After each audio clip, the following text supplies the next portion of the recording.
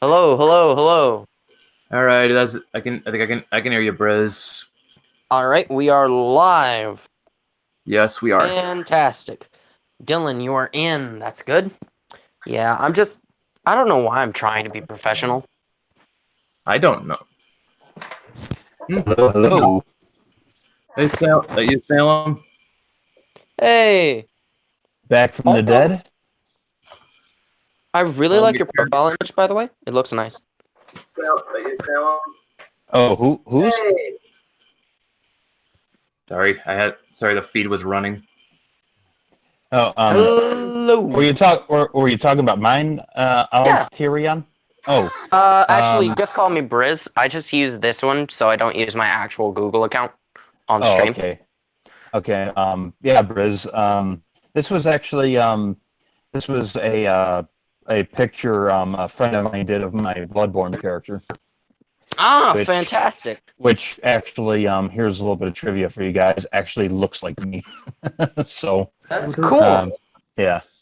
I like Bloodborne. Sadly, I'm shit at it. I mean, no offense to people, but most people are. Okay, I can't even get to the Witches of Hemwick, and I'll leave it at that.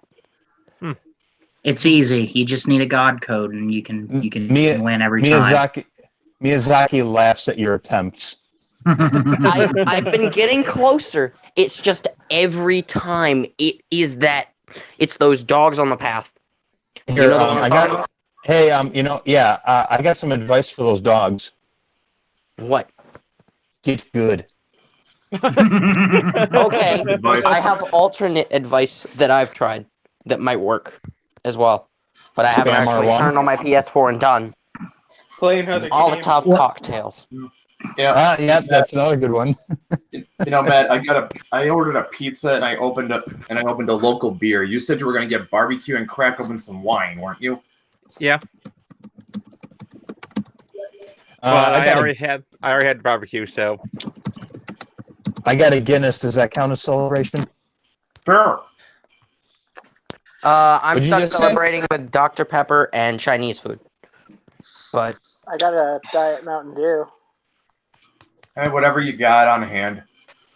Oh, I got cancer sticks. those Those French taste good? fries. They're gonna be cigars.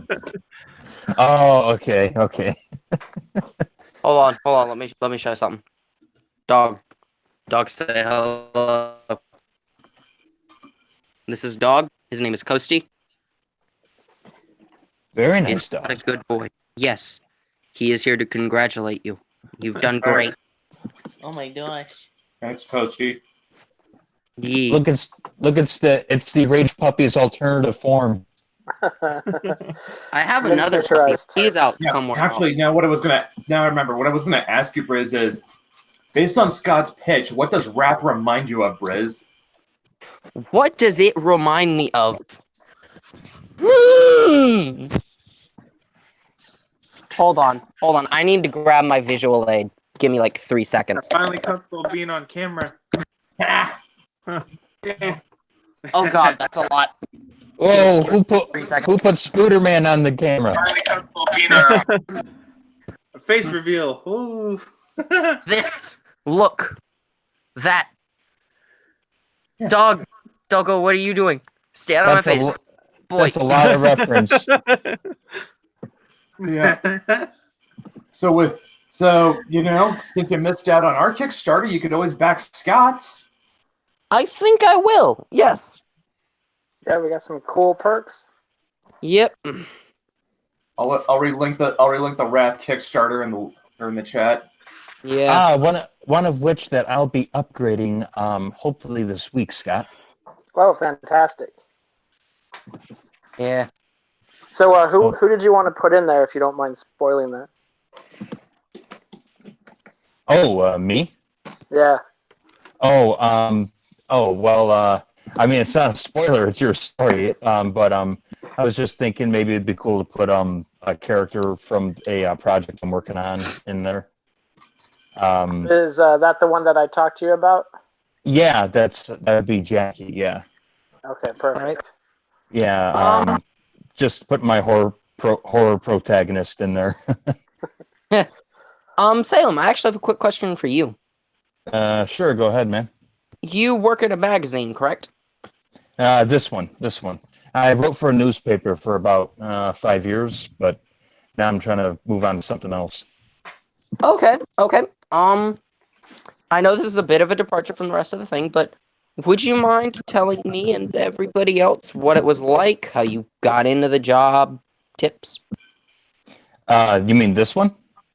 Yeah. Or okay, well, I mean, this is just for fun, obviously, but who knows what the direction Wicked could take. But I mean, I just saw that they were looking for people who were interested in writing news and feature articles, and I just graduated college not too long ago with my degree in English writing and with a minor in journalism, and I didn't want to go back to a newspaper. I'm not a fan of the news right now, so I figured I would try to aim it towards something a little more lighthearted and something that I'm interested in, which was entertainment. And I talked to a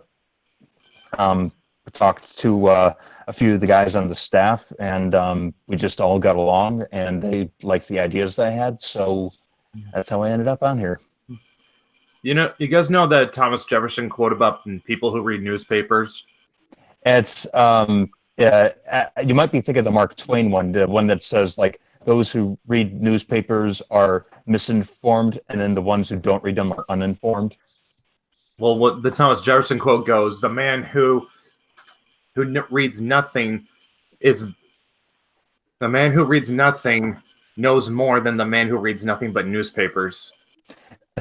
Yeah, I think Twain actually got that from Jefferson, but now here's the thing: if that's what Jefferson thinks of people who read newspapers, what do you think he thought of people who wrote them?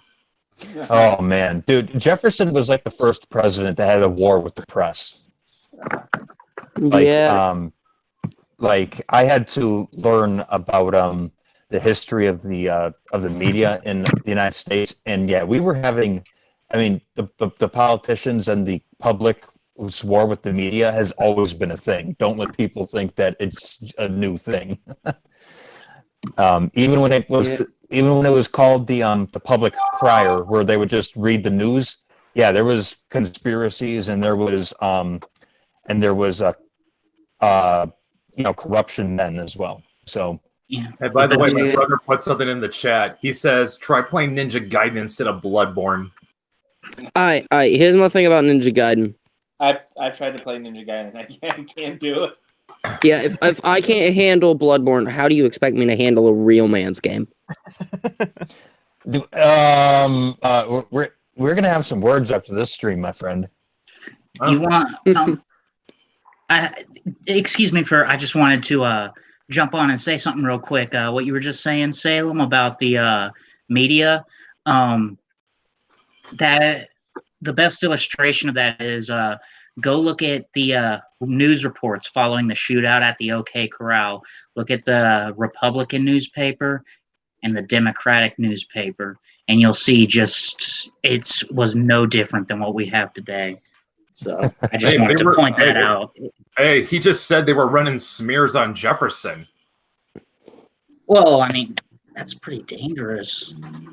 Jefferson, he would have shot him. I'm surprised he didn't. Okay, you confusing Jefferson with Jackson. I'm thinking Jackson. Yeah, that was my mistake. Sorry about that. Yeah, Jefferson. All right. Although Jefferson did own the first machine gun, I think. I wonder why. Teddy Roosevelt and Jackson. No, I'm not sure. I'm not sure if they had anything similar to the Gatling gun at the time of Jefferson. Well, it was maybe not a machine gun. It was more like he had one of the first automatic rifles. No, they did have like a really early machine gun back then, I think. Like it was real early, very primitive though. I'd have to look it up again. And yes, they some of the founding fathers were fans of it. Yeah. What were you gonna say, Briz? I was going to ask that we perhaps shift to a bit lighter topic, considering this is a celebration. Yeah, true. It is. It is. So, like I said, yeah, I might have beer, but at least it's local. And Yeah, I am someone who is a very big believer in supporting one's local brewery. You gotta take Washington in doses, man. You're turning into a hipster. remember, everyone, don't forget to support your local monks by purchasing their alcohol. So what? You don't? Oh, come on! You're gonna tell me Michigan doesn't have any good local brews? I'm not in Michigan right now, and I won't be for a while. Unfortunately, had to move. Oh shit. Oh. But yeah, but well, I'll just say for the record, just the only if you want to worry about me turning into a hipster, it'll be because I'm drinking Pabst. That's when you'll know. I'm drinking Elysian because I like supporting my local business. All right. Drinking Pabst and moving to Seattle. Yes. I thought hipsters drank Schlitz these days. I thought it was. Is it? So what? Pabst is now is not hipster enough anymore. And Brett, let me just tell you, when I was in Michigan, I was actually buying my locally made whiskeys, See, he gets it. and it was delicious. Sir, hipsters do not own supporting local business. You should just support local business because it's a good thing to do. Oh yeah, I mean, I think a lot of people from the Midwest really feel that. Like they kind of. I mean, it's kind of like it's kind of the equivalent of like if like you went to like if you were an employee at a Dodge assembly line and then you drove up in your Toyota. Yeah. Just oh crap! What's going on? A Briz drop. Crap. They get Thanos. Well, I'll get him on. Brett's hard drive got Thanos earlier. He got oof. Well, I'm gonna get Thanos here, guys. I've actually got to jump over to another stream, but I wanted to come in and congratulate the Mythos guys because that was awesome. Oh, there you Was go. rooting for Thanks, you guys the whole Scott. time. Thanks, Scott. No, there's- congratulations, Yellow. Dig. Scott, I plan on donating to Wrath as soon as I can. It's like up for let me pull up the page. It is up for 22 more days. Yeah, we got some time. Hey, Scott, are you jumping onto that interview stream you're going on? Yeah. Okay, I'll jump in on the chat when I can on that one. Yeah, Right. we got some. You guys got like 20 more minutes or so. Just jumping over to do like the pre-test stuff. Mm-hmm. All right. Well, thank you for coming, Scott. Yeah, thanks for having me. Have a fantastic evening. Yeah. And hey, even though you missed out on ours, you can support Scott's, and that sounds like something you dig. Yeah. But yeah, Yeah. Congratulations, you guys. Like, it was just, I was getting a little worried there at the end. I ain't gonna lie about that because it was so close, man. But I knew y'all'd get funded. Congratulations, man. Y'all deserve it. It did feel like it was touch and go in a lot of places. But man, y'all knocked it out of the park, though, man. And I can't wait to see what. I can't wait for it to arrive in my mailbox. Don't be 6 months late, please. but yeah, y'all did it. Yeah. Must feel good. Right. Yeah. I mean, it's It unfortunate. It's unfortunate I wasn't able to get the book, but yeah. But really, congratulations, guys. You did it. You guys You really- reached this peak. Oh, y'all should have added body pillows as one of the tiers. No, I will not allow that. No, That- one of um, those pillows. Hey, I will find one of them is 14. One of them is 14. We are not going to have that. Well, no, but you How can do dare the try. you I can will do the find- you can do the adult version. No, I'm going to have to put a stop to this right now. You keep pushing, and I will find you, and I will beat you to death with my bare hands. Hey, I thought my adult version of Maeve was pretty I awesome. have been appointed the Protect, and you will not. Oh, Well, I mean, I guess I was just suggestions on making money. Brett. I'm sorry, I haven't checked. But how's the comic thing, the comic little mini contest been going? With like the We responses. got about 19 entries right now. It'll end on the contest will end at midnight tonight and on Monday at 4 p.m. Pacific Standard Time. Ginger, Victor, and I will judge the entries in a live stream. No. Oh. I'm talking about the speech bubble thing. Oh, that little thing. Oh, that's Yeah, nice. I was just wondering, like, have you gotten like any better ones? Let's check. Hey guys, Okay, so do you what- mind if I make a pun at Go ahead. V's expense? Go ahead. Hey Go V, ahead. why isn't there a convention for lolicons called LollyCon? Oh wait, there is one. It's called Prism. Oh. That one's good. No. Yeah. No. Uh, No. Listen, I messed up my timing really bad. Oh. I messed up bad. I fumbled real hard. That's what we call Schadenfreude, my friend.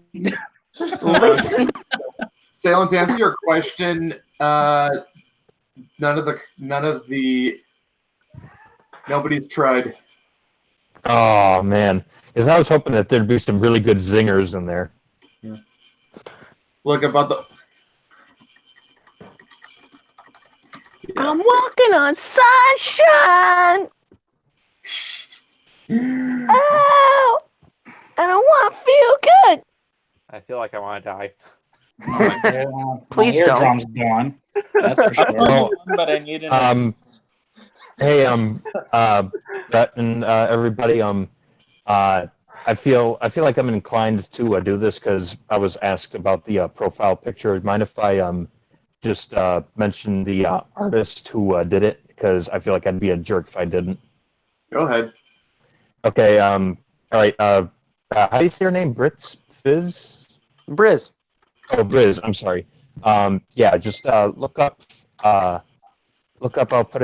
I'll put her name in the chat and just put @ and then you'll find her on Twitter. Okay, I will happily go take a look afterwards. Yeah, so just use that to find her. I don't try to plug stuff without you guys. I mean that's not related to you guys, but I figured since it was asked, I should probably give credit to the artist. Yeah, I'd look if I was still on Twitter, but I had to get off because there's this guy blaming me for what happened when Peter Cimenti got swatted. Some anti comics gate guy started blaming me for what happened to him, and started telling all the notorious people, the Gail Simone and all that, and all this junk. Jeez. How'd you get tangled up in that big mess? I don't even know this.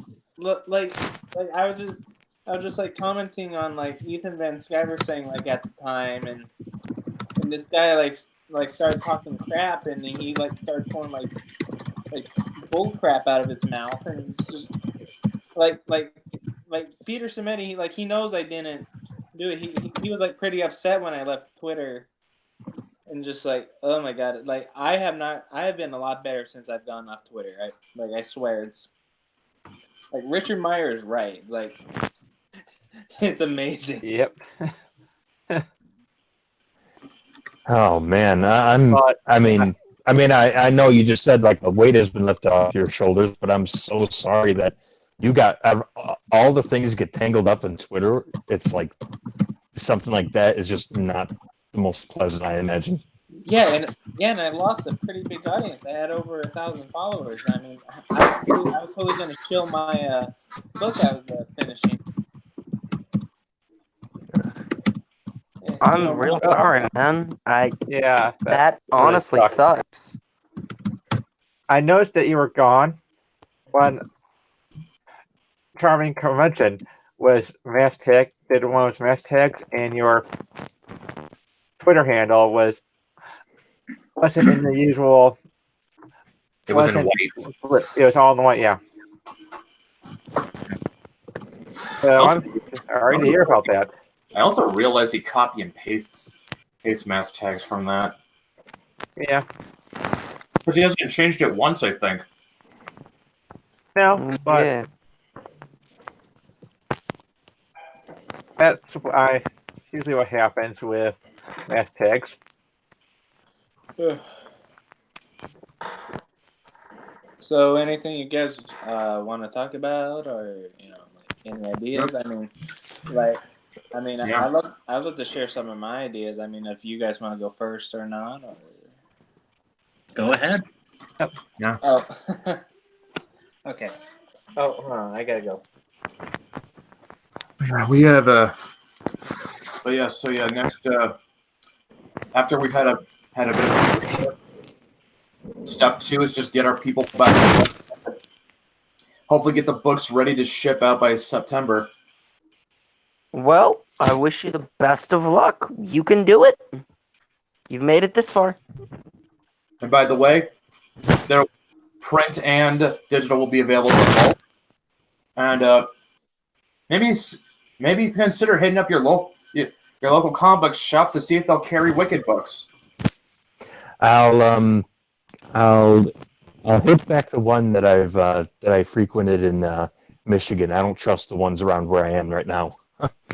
Yeah, I lived near one, but they had to close. There's Some new development in that area is going on, and the state Okay. wanted them out. Okay, I'm I out. just Only for a I minute. just don't trust the one here because I saw a guy get jumped outside of it before. yeah, so- that's a reason. But I think the closest thing to a actual comic shop near me is this store owned by Books Money called Second and Charles, where Okay. they'll even stock Black Mask. So I'm pretty sure they'll stock Wicked. Hey, before I go, could I share the idea I've been sharing with Brett? Go ahead. Oh yeah, sure. Yeah, Dylan's actually got a potential. You're gonna want to hear this, Dylan. Matt, Dylan's been pitching me a potential addition to the Mythoverse. Right. Okay. Oh, I got people in the background. Go figure. Okay. Okay. So, the idea behind it is she's like this she's okay. Okay. I have it written down. It's Okay. fine. Okay. So here's what I wrote. The idea was that it was going to resemble a shonen slash anime slash manga where she keeps coming against stronger and stronger enemies, all that. Okay, damn it. I got dogs too. Seems like they all want to interrupt you. Okay, so the idea is she's like a vessel for like an evil Egyptian being. And I sent some of the I sent the design to Brett. Yeah, she has the evil Egyptian being Apophis, like using her as like a vessel, and like she has like other like Egyptian gods like coming after her because they view her as a threat, but she wants to be like a superhero though, and she wants to prove that she can use her powers for good. Okay. Yeah, that sounds pretty neat. Yeah, I mean, if maybe Brett could like pull up the image. I don't know how. Yeah, I can. Hold up. Yeah. All right. I know at one point I wanted to try writing a thing, but then I realized something. I'm terrible at art. I cannot draw. All right. Oh, That's that's why why we're hire Yeah, that's what you hire an artist for, man. I also work not like 6 a.m. to 2 at a grocery store. Yeah, Oh. so I work. So yeah, I do basically the same thing. All right, I'm whiteboxing myself. This was the character Dylan sent me. I like that design. She looks like a she reminds me. I like the color. Yeah. The color scheme. Oh, that is Yeah, she looks nice. great. Yeah, that's pretty sweet, my man. Salem, by the way, I can't unmute you. You're probably gonna have to do it yourself. Oh, Undo that's what? my phone. Oh. Yeah. Yeah. So I mean, it's not the idea is not entirely fleshed out yet, but I mean, I do have quite a few ideas. Like she, unlike characters that you see like nowadays, like she's gonna like go through like adversity, all that. She's gonna go through struggle. Hey, can you hear me now? Yeah, we can hear you. You All got right, cool.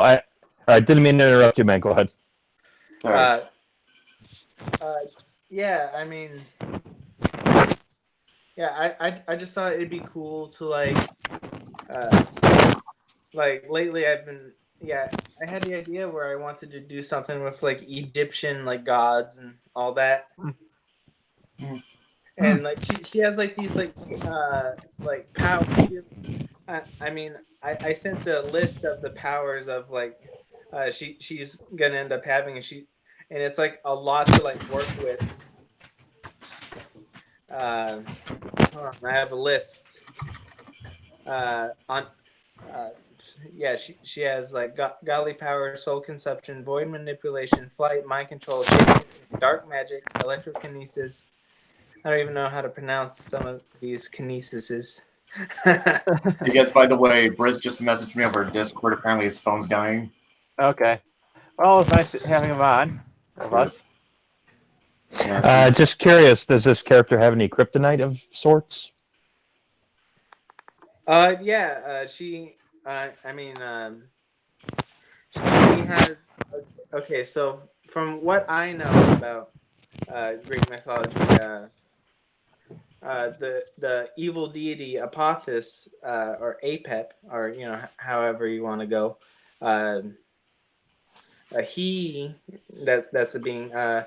His worst, his arch enemy is Ra, the The sun god. the sun god. sounds like her weakness would be sunlight. Then Uh, yeah. I mean, something like that. I'm still trying. Or yeah, something like that. Yeah. well, actually, no. That actually kind of. Well, dude, think about that. There's something to work with. Your character Right. has to be nocturnal. Right. Like Very she can, yeah, Oh, I'm like, sorry. Go ahead. I was gonna say like her powers only work at night or in darkness. Like if she's in the daylight, doesn't she's vulnerable. Yeah. I mean, she can still like fight and stuff during the day, but she's like her most powerful like at night. I mean, I'll have to like look a lot more into the mythology to really like get something. But I mean, I would love to like bring something to like this like rich universe you guys are establishing. Yeah. Well, dude, it doesn't. oh. I was gonna go ahead, Salem. Oh, I'm just gonna say, might I recommend, because I'm working with a bunch of stuff with mythology right now, and something that I'm finding really handy is a lot of Jordan Peterson's lectures on mythology.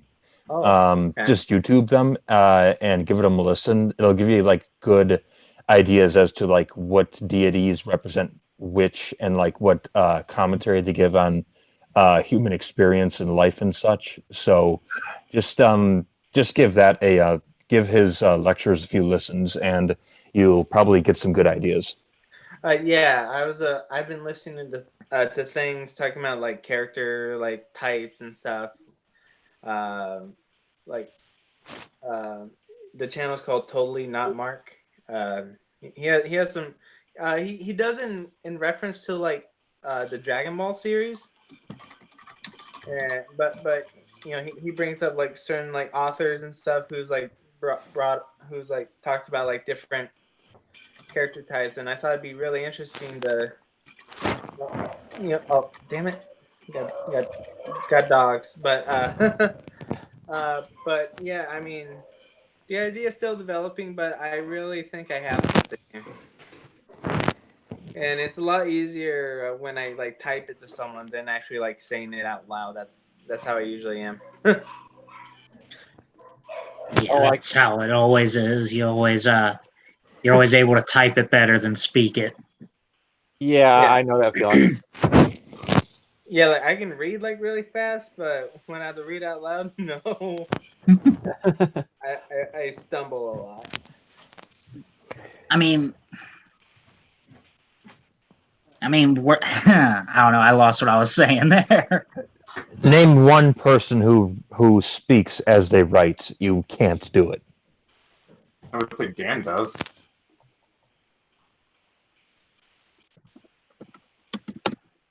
Well, I mean, like, I guess since he had mentioned it, I can, if y'all don't mind, I could throw something out there for Sure. the series. I might have pitched this before, but I've developed it a bit more lately.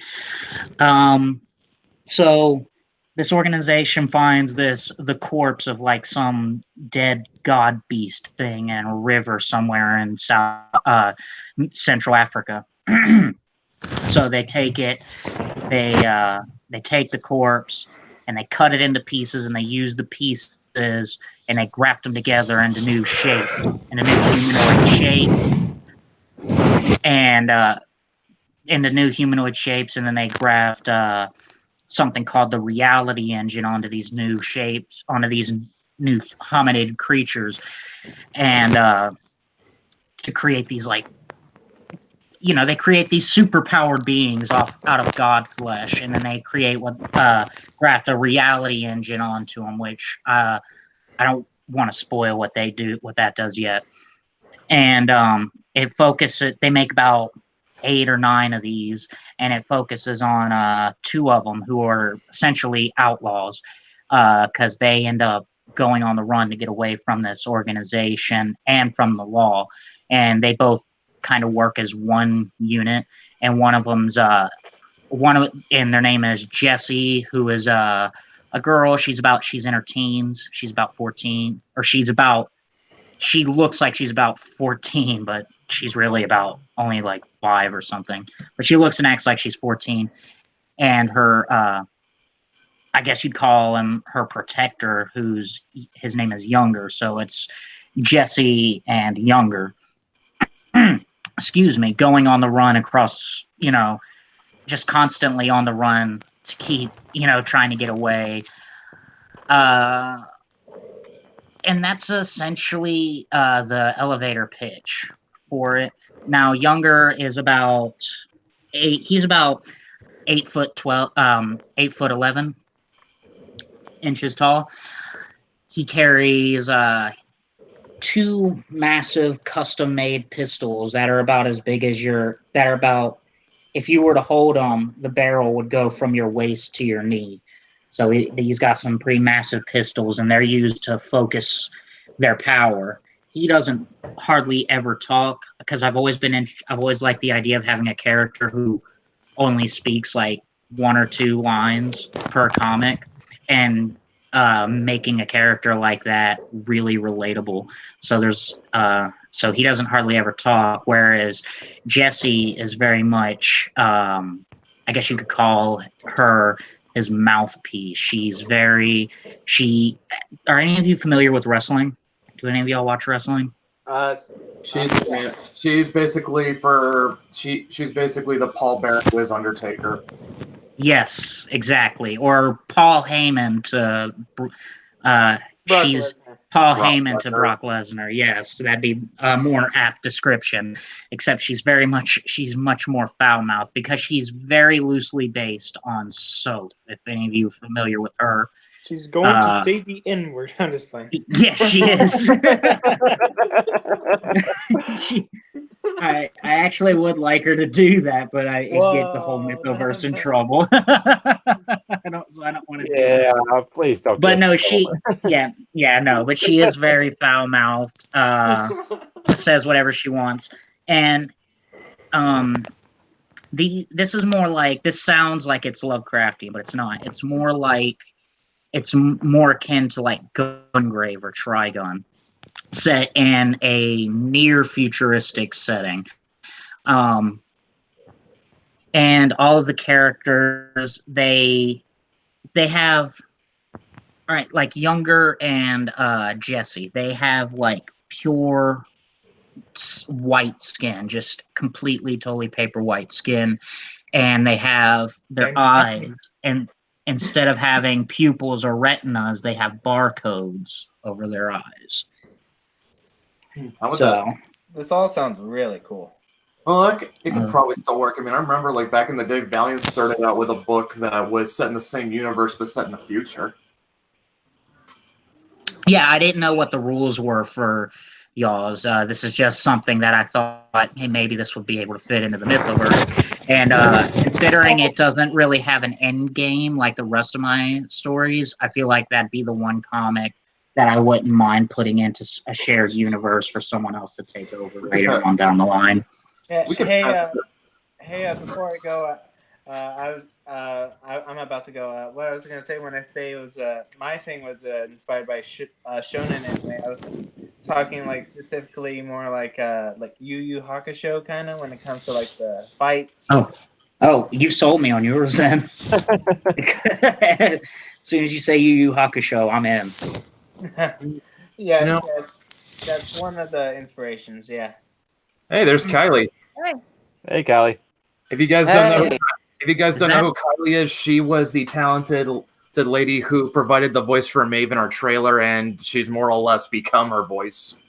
Is that? Oh, cool. Oh yeah. That's a woman amongst us.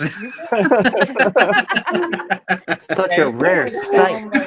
My lord. Yes, there's a female in our midst. Yeah, you pretty much sound exactly like how I thought Maeve would sound. I imagine like an Ashley Johnson kind of, voice, and you're pretty close to what I thought she would sound like. And they're Stark. Hello. Hey. Hello. Okay, guys, I'm gonna dip out here. Later, man. Dylan, God hey, bless.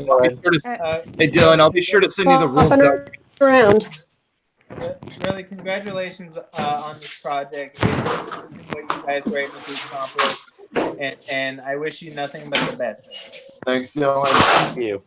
Can't wait to see if we can add your thing into the Mythoverse. That'd be awesome. All right. Yeah, absolutely will. I gotta go. Bye. Bye. Okay. Brett, on that note, perhaps I could talk to you later, alone. I have ideas I've always wanted to try, Sure, but I've never gotten the chance. I like how this celebration stream has turned into a everybody come pitch us stuff stream. Uh-oh. Hey, right? I was gonna say you get to the top, buddy. The only thing. I mean, What, nice you if we think could get everybody Lauren here on is willing to do hard work? Be Amazing. nice if be nice if we could get Lauren on this. She does the voice for Althea. Yeah, I don't know. before I sadly won't be able to say too much longer. It's alright, man. No, it's fine. Just know that I am really happy for y'all. Thanks. And if y'all ever need anybody to talk to, I'm always here. I got you, dude. Yeah. Hey. And thanks for in the first place as well. Since you were kind of the first game I ever had in the setting, period. So- having fun. So, Kylie, start since you guys both hopped in on you. You guys got anything you want to say?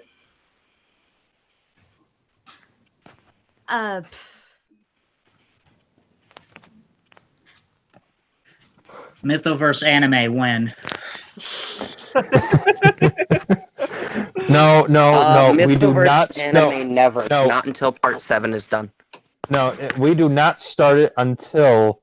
No, it does not start until it is completed. Because have you not learned what happens when you start an anime before the source material is completed?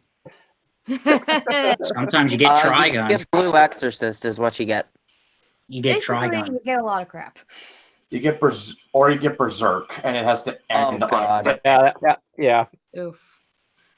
This is why you don't watch anime. You only watch one anime in your entire life, then you walk away, and you have a good opinion of it. Okay, but JoJo's Bizarre Adventure breaks all rules, and that is He's right. just how it is. That He's is right true. though. JoJo has no filler.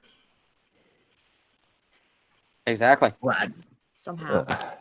I think to me the biggest culprit. Not the biggest culprit. The biggest letdown was the very first Helsing. Oh my God! really? The I've way been thinking of watching that lately. Is it not worth it? No. The classic one. The deviation it has from when it did its own thing. Oh my God! It was horrible. Well, I didn't know it was that. I thought there was just one Helsing series. Where do I start to watch it? Helsing. Okay. Hellsing Ultimate. Kylie's right. Kylie's right. Hellsing Ultimate. Hellsing Abridged is also good. If only they weren't so SJW though. I can't understand what's going on. There's Everybody's like talking a over echo or something. themselves. Okay. Cease. This Okay. is like a blood sport stream without the hatred. I Everybody's think talking there was over a- each other. It's all right. I think must there was go an for echo. Know that you have my blessings. And Thanks. Brett, message me later, my dude. I will. All right. What happened to the pitch someone Thanks, else was man. going to throw in? I wanted to hear it. Someone else had a pitch. I thought someone said they had an idea. Brett. I do, but it is nowhere near presentable yet. Okay. Oh, okay. I was like, dang, I hope my joke didn't like tear them down. I was feeling bad. No, I'm perfectly fine with tearing myself down, thank you. I'm good at that. Well, that's the But way it should be. Nah, it's not nowhere near presentable. When it is, I'll present it, but not yet. Here, I got an idea of what we could do for some fun. What? Here, Brett, would you? Here's something interesting. Okay, so everyone's done a pitch, right? Yeah. Have you ever heard a pitch made on the spot? Ooh, yes. No. Let's do that. I'm asking Brett because it's his stream and it's also Matt's stream. It's also Dan's stream. So That's true. That's very Well, true. Dan's not here, so.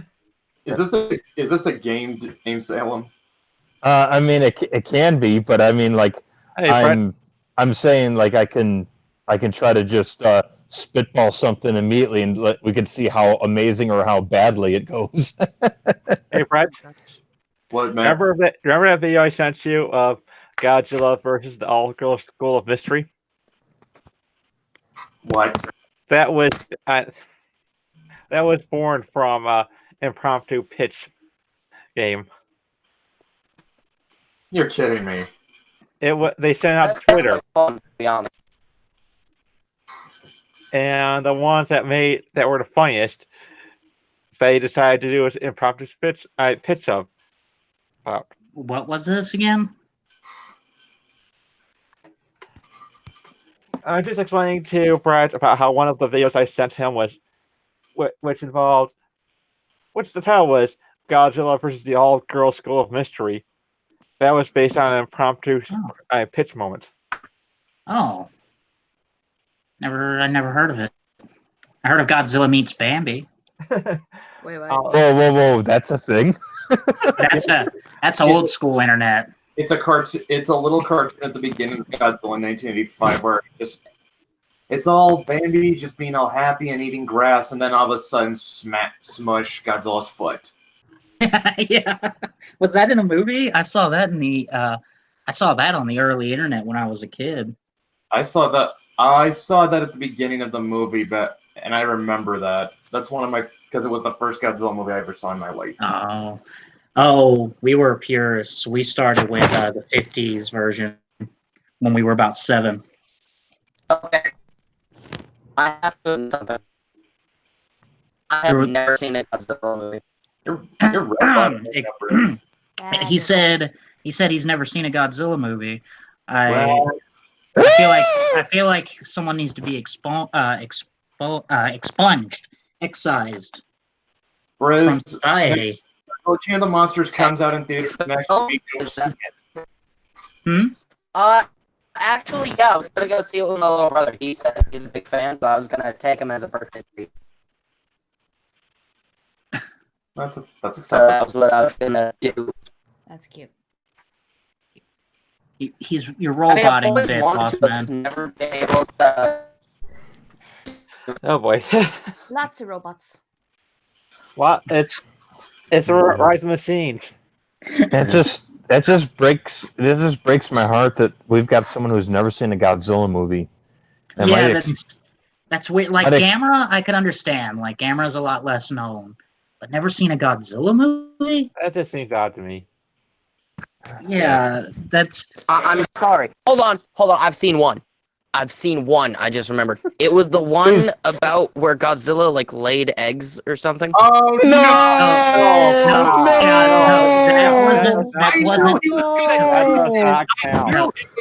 That wasn't Godzilla. First off, everybody, that wasn't Godzilla.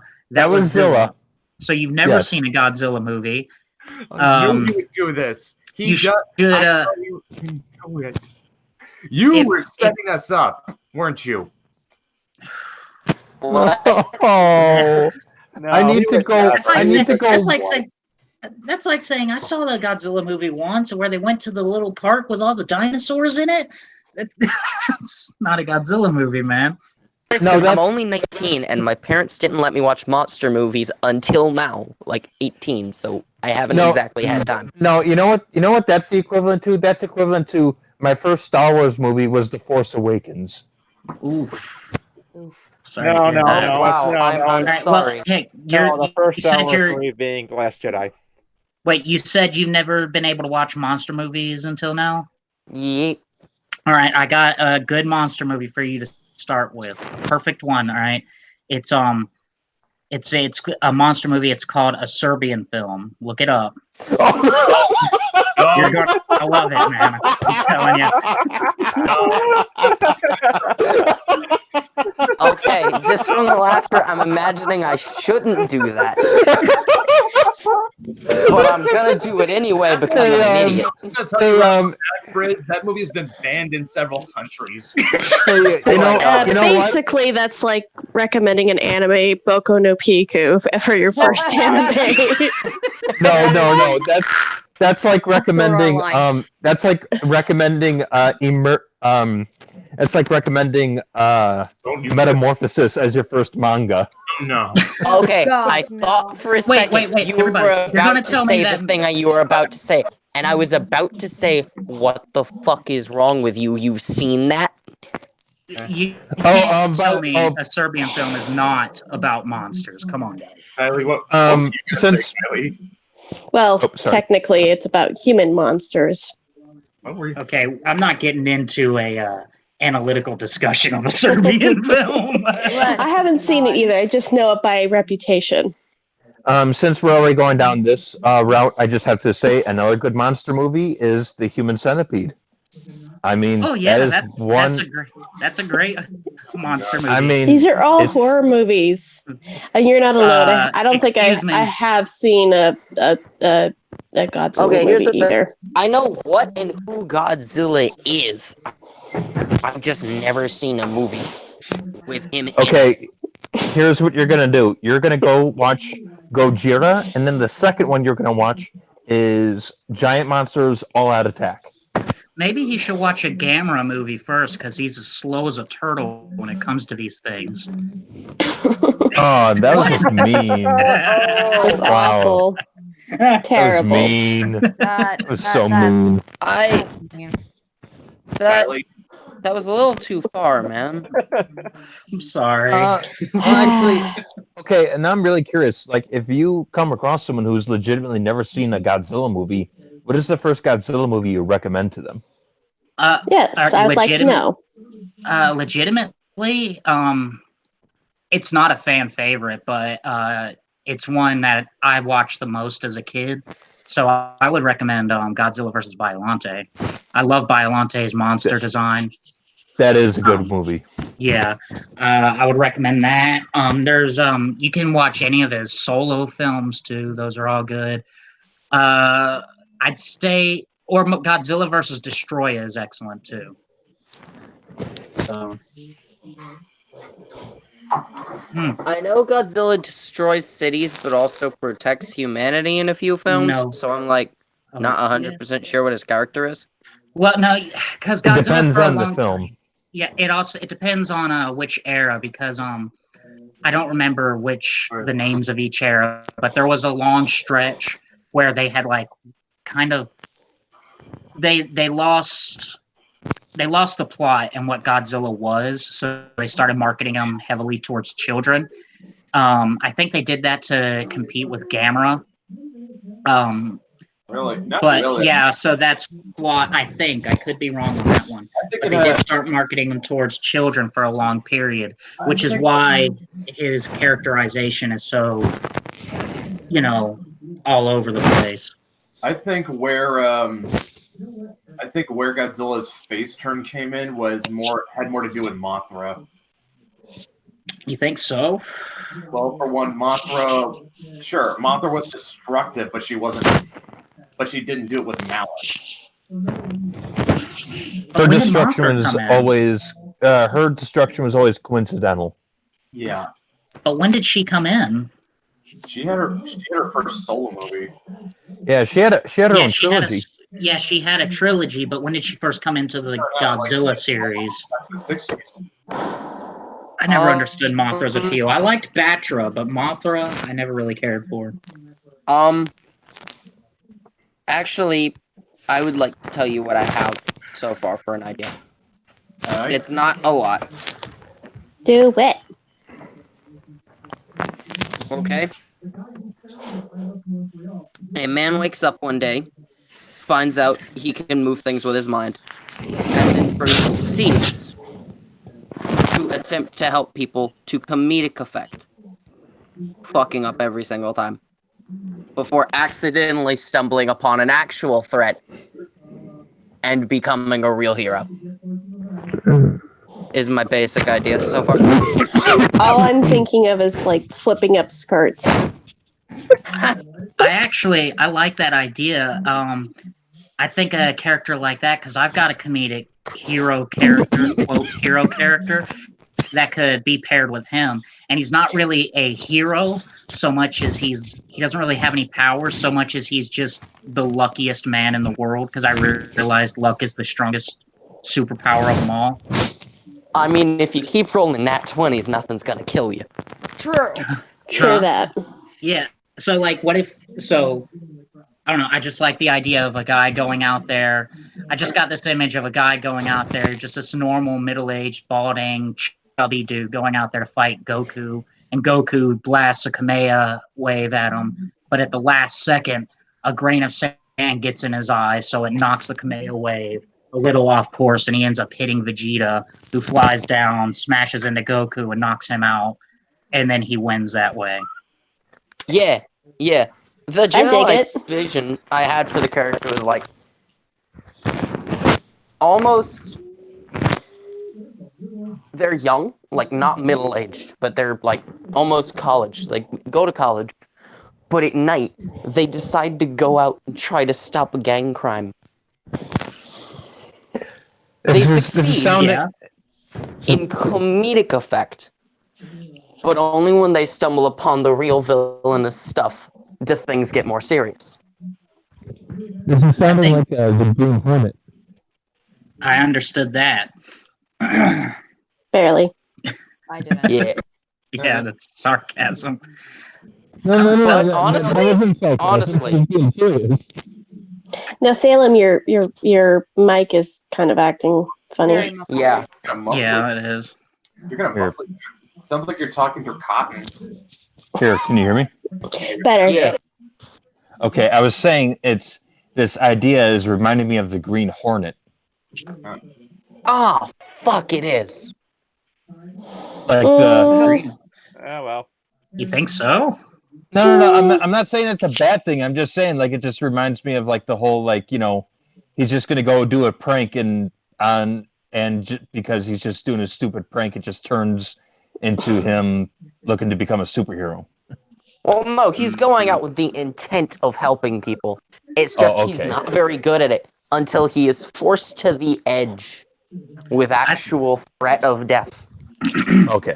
Well, it's almost like he's kind of the fool character, but the interesting thing about a fool character is you can turn heroic really quickly, or more of a savior archetype, because you're willing to risk, you're willing to do that. Yeah. Essentially, yeah. You know The what would be whole point good is his one power is telekinesis, and he tries, but he keeps joking around with it, trying to be flashy, and that's why he never does a good job. It's kind of also a little bit like Spider-Man 2. Like, again, this is more recognition a little bit. I like the idea of he has telekinesis, right? And he's in college. So what if he's just like he's got these amazing mental powers, but he's failing miserably in college because he's an idiot? Exactly. Yes. Yeah, I like that. So is he book smart or more? Underdog, isn't he? Pretty much. Yeah. Essentially, he's never been good at academics. He's a much more people smart person. And so then what if he's like really bad at arts and crafts? So like his super suit is like really, really terrible. And eventually just gives up and wears normal clothes. Yeah. Yeah. We need more comedy characters in comics. I think that's a good idea, man. We should definitely especially in if you've indie got a comics. character you want to pair this idea up with, I'm 100% on board.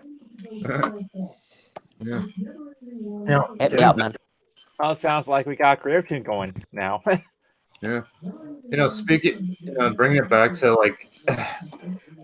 rolling 20s for a moment. I don't know how many people saw. Kylie Ann. Kylie said, okay, it's all right, Kylie. Thanks, though. Thanks for coming on. Hey, yeah, thank you. Yeah, God bless Kylie. And thanks for being Maeve's voice. Hi. Excuse me. One other thing. 100 smacks flying baseball bat attack. Uh-oh. That can't be good.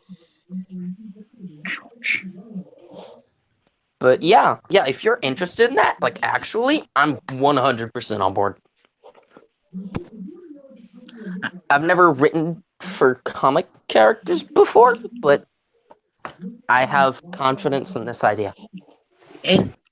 Well, you know what? This is a good place to start, because I can tell you that I've got little experience in actually writing a comic too, but Matt here has been an enormous help in helping me get the ropes and get out of my habit of writing like a screenplay.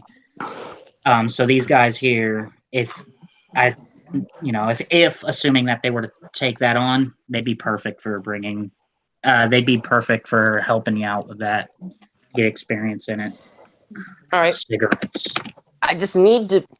One of the big problems I'm having is what kind of fucking name do I give? You need to give them one of those names that are so normal. I don't know, it's hard to describe, but one of those names that are so normal and commonplace that it whips around to being absurd again. Like Normal Man? No, like that feels a little. I don't know. It feels a little too everyman. I feel that would be better for your character because he does still have something exceptional. I'm not kidding, by the way. That's actually not this, but maybe like the dude or something to that effect, where it's just Jockman. Ooh. Slacker. Slacker. Well, what is Slacker this? Is a good one, yeah. Slacker, yes. Slacker, that works, yeah. Where he's just like that's like right on the edge of a stoner comedy, though. Like Well, no, that with might his be name. the funny part. Everyone Yeah. thinks he's kind of a stoner because he's just kind of an idiot that just wanders. Well, you say he's like, he's good at reading people, so he's like really chill and very relaxed. And everyone, that could be the in joke. Everyone thinks he's high or something. You see, you think I'm high, therefore you underestimate me and leave your stance off. Therefore, your shoes are now mine. He just ties together the mob's shoes and then beats him with a baseball bat. Or if you've got what is it, a bunch of gangbangers, your pants in this case. Oh god. Oh, you thought you could move to attack me, but you think I'm a stoner, therefore you're moving too slow, therefore your pants are around your ankles now. You are defenseless. Well, would he I have do like a I do like the monotone idea- voice? Exactly. Yeah. I like the idea that like that's great. Like he reads so much JoJo that he keeps going into monologues whenever he tries to get into a fight, thinking that it'll be like in JoJo, but he ends up getting smacked around as a result because he wants to finish his monologue so badly to explain his attack. Maybe. I'm not sure. I quite I get imagine it. at the beginning that would be the idea, but eventually drop it because that could get annoying. Well, that could be like, that's why he's screwing up, is that he's trying to do the monologues and everybody's just like, no, stop. You know what's funny about it is that Briz says his idea starts out comedic and then gets more serious. Do you know what that reminds me of? What? Cerebus. Cerebus.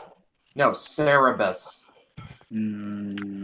Okay, so Cerebus was an indie comic by a guy named Dave Sim. Mm-hmm. It started out as the character is an aardvark barbarian named Cerebus, and it's originally started out being a parody of Conan comics, and then right when it got to the High Society arc, it started being serious. Oh. Yeah, You know but what? I I'd also like to- imagine at the moment of triumph, he starts to monologue again. Yep. What if he were to do what you just described, but like invert it? What if it starts out really seriously and then progressively becomes more comedic? Like, if he started out serious, met Lucky Guy, realized he doesn't have to be that way, and starts having fun with it, and he does better. I don't know. That could be neat. I think it's something. I think you should build on the idea though. Oh, absolutely. No. It definitely sounds like it'd be more character driven than plot driven, which is always great for You need a these sorts of plot. things. I'm not saying you don't need a plot, but like the Big Lebowski, like is what it makes me think of, kind of. Yeah. Like, and what's the but plot? hence- What's the plot to the Big Lebowski? There is no plot. No, There no, there That's- is one. It's the dude wanted his rug. It's a loose Just- series of events. It's a loosely connected series of events. That isn't a plot. Because he plot. wanted his rug. Yeah, well, That's all he wanted. Everyone keeps like just taking his stuff. Not an inciting incident is not a plot. Okay. Dude, okay, I'm guys, just let's calm down here. I'm I'm gonna have to- messing with you, man. I'm gonna. Yeah, I I'm was just about to- chatting. What's up? I'm gonna have to jump in and say, the fact that you have to debate what the plot is proof that there's no real plot. Yeah. I know. Yeah. Is someone's Honey, TV hush. going? There's no Okay, I gotta do something else. See what the laundry's doing. there was no Alright, there was no debate. That was just me throwing in a joke. Yeah, like I said, Yeah. look, that's the thing, though. I know it's stupid, but the whole the inconsistency of it all Oh, hush. bothers me so much. It's your Every husband. fucking movie now, there's a John Connor. What? There's It's your husband. Yeah, someone's TV or something is going. Yeah, it's your husband. That's me. I'm sorry. Fine. Yeah. Yep. Yeah. Thank you all for the feedback on the idea. Yeah. No But problem. yeah, like I'm just gonna say, like, there is a difference between having a plot which has a beginning, middle, and end, and just having a series of loosely connected events. Well, I imagined there would be a plot that would be important, but at the beginning and the end, it would wind up where they began again, just as better people. Yeah. Hey, go having full more fun in their lives, essentially. Yeah, sure, And you the- stopped a big and- bad thing, but what did you get out of it? You learned to enjoy yourself. Hey, just saying in these Good in God, this this 10 map minutes, is huge. in those 10 minutes that you just pitched this idea, you already have better character writing than most Marvel writers. Yeah. Oh, thank you. Gorgonite Emissary says the dude abides. That's the plot. That is the plot. Thank you. To be honest, I'm mostly just working off the seat of my ass at the moment. Like most of us. when Neo we're starting Star off. Productions. You're saying one of your favorite Godzilla films is Godzilla versus Mechagodzilla. Which Godzilla versus Mechagodzilla? Seems like there are several. Yeah, there's Godzilla against Mechagodzilla. There's Godzilla versus Mechagodzilla. There's 5. There's 5. Yeah. Wait. Actually, no. Technically, there is 6. Oh. Yep. I gotta say though, probably in my humble opinion, I think the best Mechagodzilla is Kiryu. Yeah, me too. Hmm. Because, I don't I mean, want they to be just- rude, but the second you said Kiryu, I immediately wanted to turn on my PS4 and play some Yakuza. Mm-hmm. Oh no, no. The thing is with the idea with the Mechagodzilla Kiryu is that Kiryu is built upon the bones of the original Godzilla. Mhm. So it gives Kiryu Mechagodzilla, instead of just being this silly idea, because that's kind of how he was first portrayed, was just goofy, over the top monster for him to fight, but giving him like the background of having the memories of the old Godzilla gives it like actual like character and some gravity. Mhm. So it's it also makes some effective drama and such. Well, Yeah, I'm going to I have to politely disagree with you because the best Mechagodzilla isn't even Mechagodzilla, it's Mechaghidorah. The design is just so good, and the fight that they have is one of the best fights in the franchise.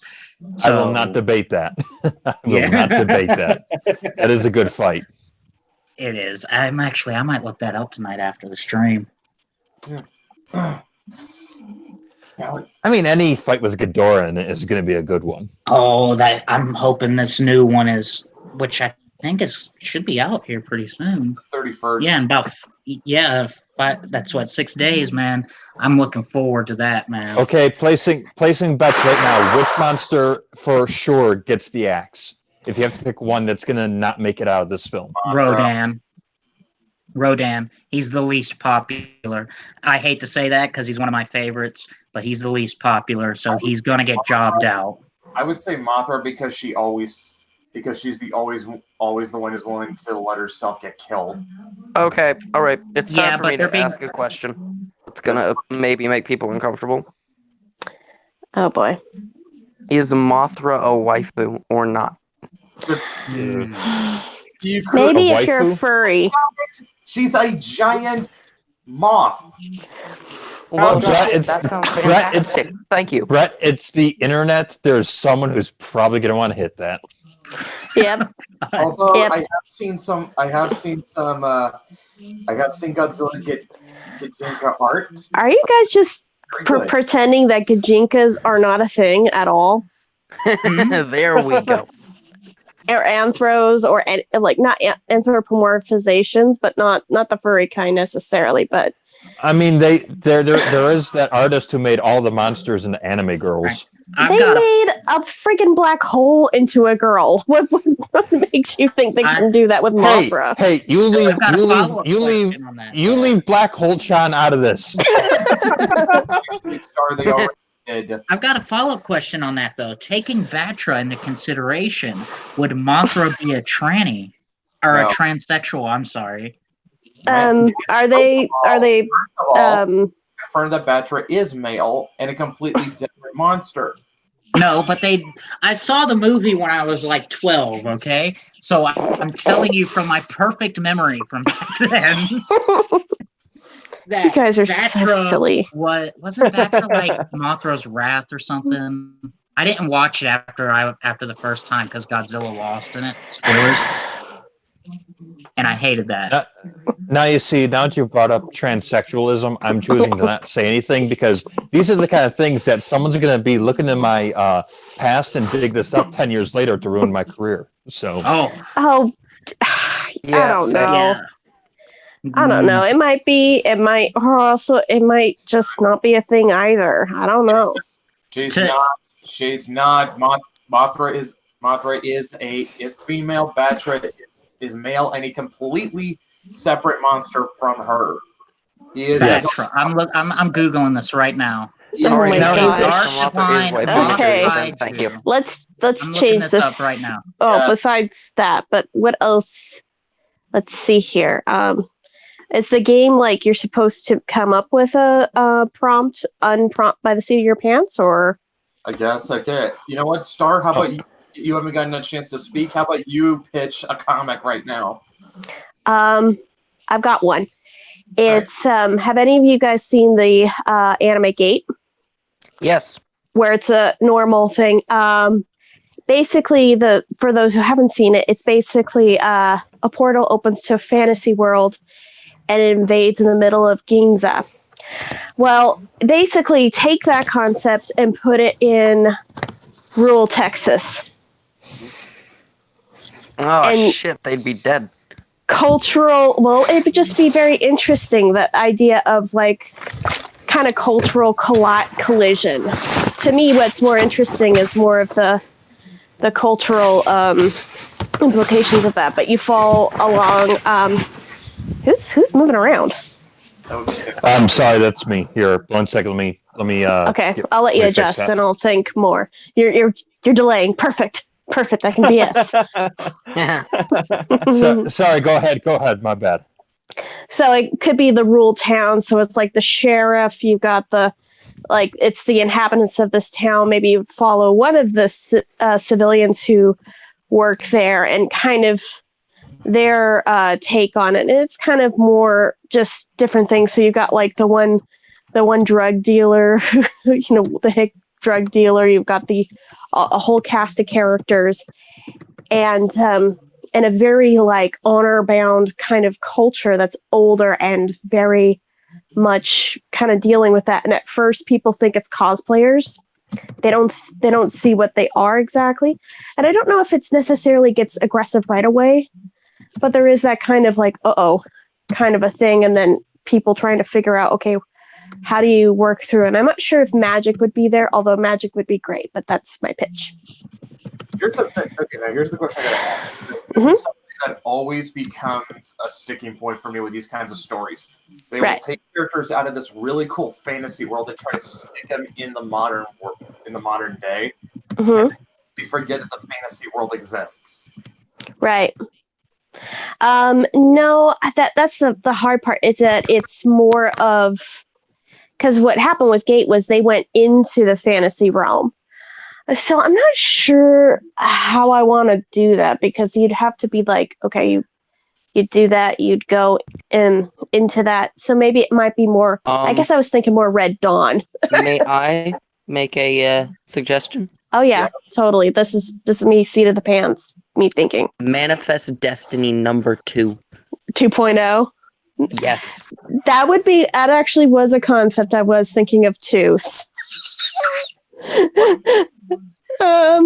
Since they kind of invaded the area, so it's kind of that sort of a situation. And America slowly becomes Rome 2.0. Oh yes, this is a defensive, with massive quotation marks, war.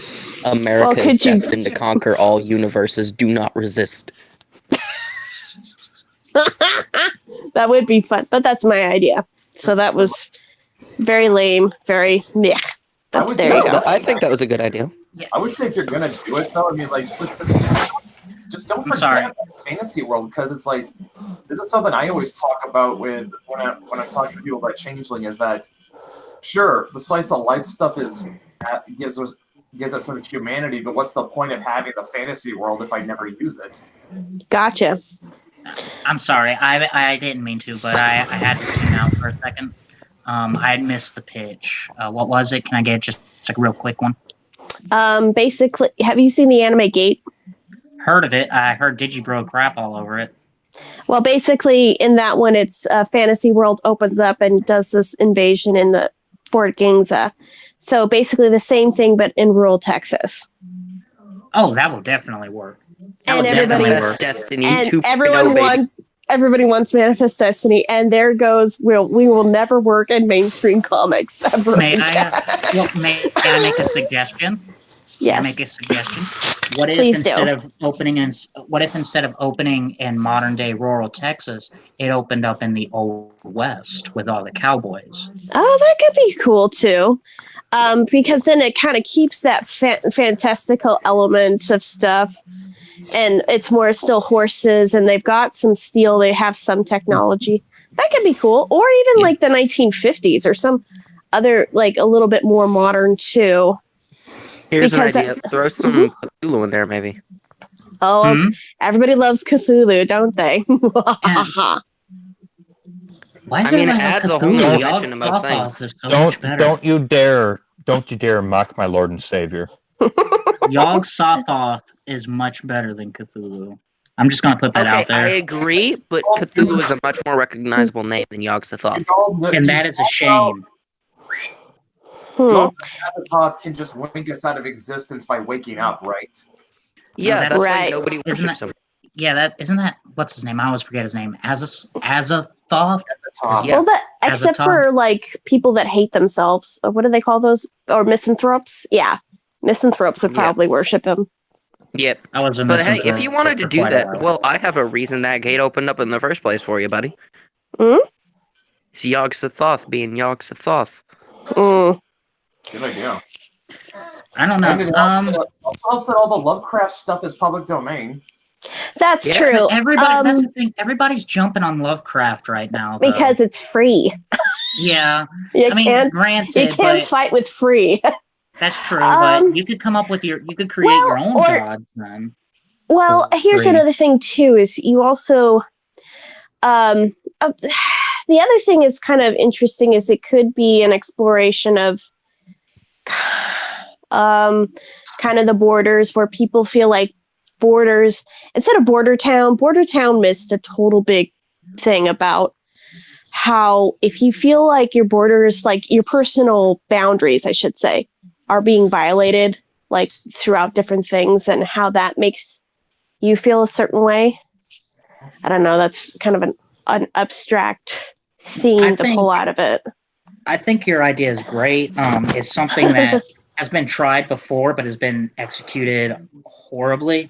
I think it's something you should definitely go for. Well, and expand what on. exactly about Gate? Because I remember watching up to a certain point and then I got bored. But is it just that it felt like, okay, you were just throwing fan servicey characters, or was it No, fan service is great. No, the problem is I'm not talking sexual. I'm talking about, the cat girl or the other, the elf and or the, similar tropey or cliche, because trope is fine.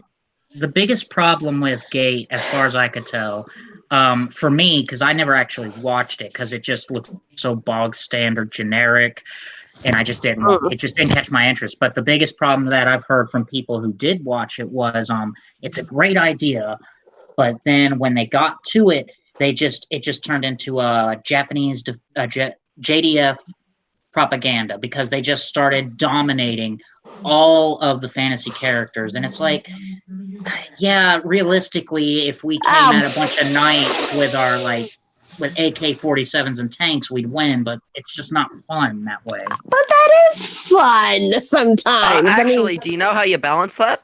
How? Take a small expeditionary force and fucking yeet them. Close the gate behind them. Guess what, fucker? You stuck now. Well, like Marines in fantasy realm? Yeah, that would be much awesome. That would be kind of Yeah, cool. and plus it balances things way better. Yeah, you might win, but you gonna run out of ammo eventually enough, buddy.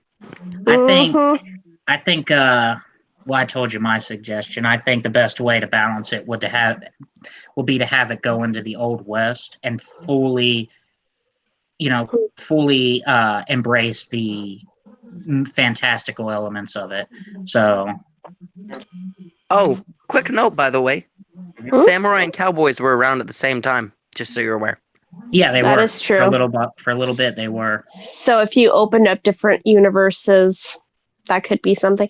This isn't like something I'm like super attached to, but it was more of like, oh, I just wanted to throw it out and spitball. This could be like Yeah, the no, that's Gong fine. Show. Hey, it's a game. Why not? All right, who's next? Salem. Salem. Okay. Okay. So spitballing an idea. Okay. How about I use two characters that I had made for a college project, but I've yet to utilize. Okay. Okay. Now, just quick question because I need to know the rules. So this is an idea for the Mythoverse, correct? I think now we're just pitching ideas in general. I don't think That's what I understood. I'm sorry. Let's try. Well, let's well, 1 second. Let's because I just I mean this doesn't have to be for the Mythoverse, but I just want to challenge myself a little bit and work within some rules and boundaries. Brett, would you be and Matt, would you be willing to let me know where the rules for for afterlife/death in the Mythoverse? Ooh, I might need those rules as well. I can tell you that. When you die, you go to limbo. Limbo, which your life is judged by Anubis, and depending on how you lived your life, you either go to heaven, which is the realm of the gods, and you'd probably go to the let me put it this way: if you were a Christian, you'd go to the Christian heaven. If you were an Odinist, or something, you go to Asgard, so on and so forth. If you were evil in life, you go to hell. What if you were a black Israelite? Okay. Oh gosh. Okay. Drop that Well. nuke in there. Okay. Please Okay. So I don't. can. Not touching that. Sorry. Okay. So I can make this idea work. That I had. So let's say, for example, when these people are in limbo, if they try to escape or try to Ooh, big problem, because guess what else is in limbo? what, Cerberus? Yep. You can. Well, you can. I don't know. Even though with 3 heads, and depending on the strength of the soul, might be able to get past. But my just an idea that I was playing with that I had used for a project in college was I had made these Grim Reaper characters, and they're different than the one that I'm using for my horror project right now. But what if you kind of do kind of like a bounty hunting type of deal, where it's like for anyone who escapes the it'd probably be like people who are like who know they're probably bound for hell or want to skip out on the afterlife because they're trying to finish something out in their real life on Earth. So like Anubis will like hire these people to fetch the souls back that are escaping limbo. And so, but with like this idea, it'd be a little more of like it'd be like on the not the comedic, but more of the surreal side. So it'd be like maybe there's come off as more of like business, not like a business type of people, kind of like the equivalent of like Would it maybe be like would it be like the afterlife in Beetlejuice, but not a joke? yeah, kinda, yeah. So it's like you send out like they'll be like wearing like Grim Reaper robes, but it's like their place back at the office is like it looks like a cubicle type of place. Oh no. So it's like like everyone like comes back and it's like hey, how was your day? It's like, oh, I don't know. I had to, this one guy, he jumped off the Empire State Building, had to go scrape up his remains. Then he, escaped limbo and had to drag him back from that. While they're like munching on donuts or drinking coffee or something. Okay, so maybe more like, say, cross Beetlejuice with The Office. Yeah. It's like not meaning to be comedic, but like kind of like a morbid comedy. But black it'd be comedy. Yeah, but it would be focusing more on like the craziness. Like I would want it to, like, if I were to pitch this legitimately, like I would want you to be like, when you're reading it, like you're honestly wondering what is going on, but it's like it's so strange that you can't look away from it. Like a car crash. Yeah, exactly. A good car crash, an action movie car crash. So I don't know, like and this is just spitballing like a bare bones idea, but it's like it's something I love. Afterlife stories. I love like the concept of like looking into like what happens to us when we die type thing. But with the rules established in the Mythoverse, if I were to like bring these two characters I'm thinking of as like the agents of, in this case it'd probably be like the agents of Anubis in here. It's like I think that it'd be with those rules. I think that it could be like a fun little like not like a main story in the Mythoverse, but more of like a kind of like a Like Damage Control Inc. is in the Marvel. I'm not sure, like kind of like a short run, or like an issue that we just like, if we were to like let's say, just, and I'm just saying hypothetically, let's say like you had like a new Mythoverse comic every month, where it's like this one would just be like every other or maybe every 3 months, and it'd be like oh cool, look, the next spin-off adventure is here. I think Mike Whitaker actually read in the chat. He said like a spinoff. Yeah, or, exactly. An Elsewhere Tales, almost. Or yeah, like, and since like maybe if it's a spin-off, it doesn't have to necessarily be canon. So it's like maybe Maeve got hit by a car, or Adobe died of alcoholism, and you've got them like maybe Adobe died of alcoholism like 10 times, and it's like or Marvel What If. Yeah, and it's like maybe Adobe dies of alcoholism for the 10th time, and it's like one of them is like, Adobe again, really? Like, Come here. and like maybe like she has some sort of like death currency. It like buys her another life, and she just flips them another coin. I come here. She'd be like, I come here again, and I get a free Sunday.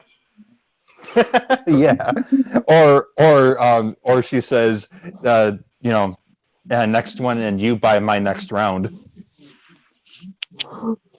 Just it'd be like, it would be okay. So it would be like Lovecraft in the way that it's like it's so out there, but it wouldn't be terrifying. It would just be really weird.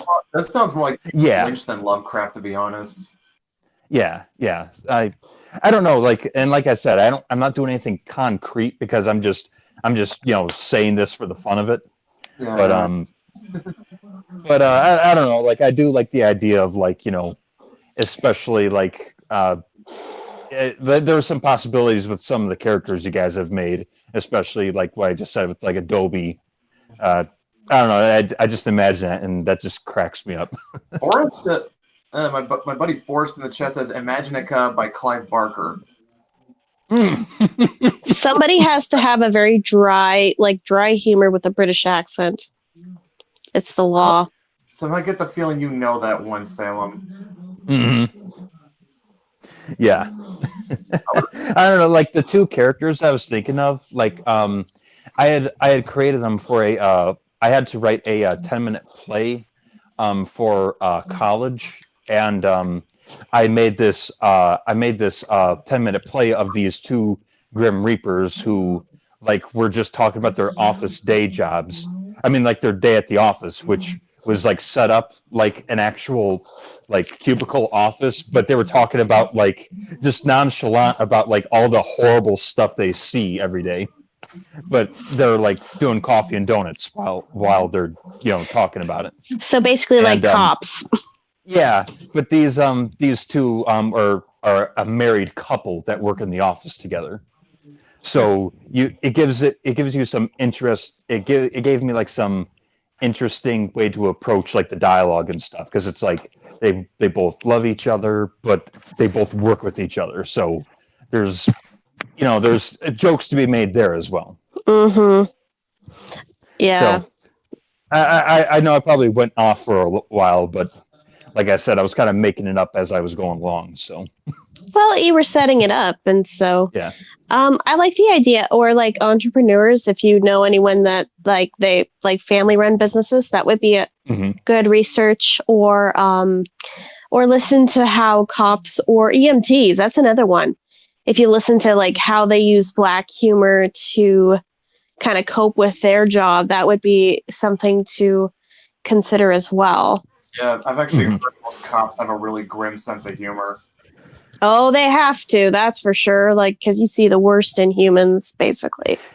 And it'd be interesting because something that I'd always wanted to play with these characters a little more, and wanted to do something more with them because I like the two characters I made. I just don't know what I could do with them. But it's like in this case, if who knows what I'll end up using them for? But if they ever ended up, this idea ever took off to becoming reality, I would be very much interested in seeing how maybe I don't know how the character of Anubis is in the Mythoverse, but I can imagine like this fat jackal, like the chief, stereotype J. Jonah Jameson type guy come in and be like, You're late. Exactly. But like I want said, it done though, fast and under budget. Yeah, but like I said, like since it'd be a spin-off, maybe the rules wouldn't apply too much to Anubis, but I wouldn't want to change anything. So Well, if we're gonna if you're gonna go with a black comedy sort of thing and that cop sort of thing, what if you because we're just spitballing here, but what if you did made it sort of like a dark satire, and these two cops are having to investigate this one guy. I don't know. I just feel like this is gonna sound crazy, but I feel like there's a way that you could set this up so that it would satirize the Jussie Smollett thing that happened recently. I really feel like that. It's like you could do it. Or someone famous, not necessarily him. Just someone famous like that. Just the having to work around something, and it's like, this stupid celebrity. could go stereotypical and make a parody of Adobe in a word.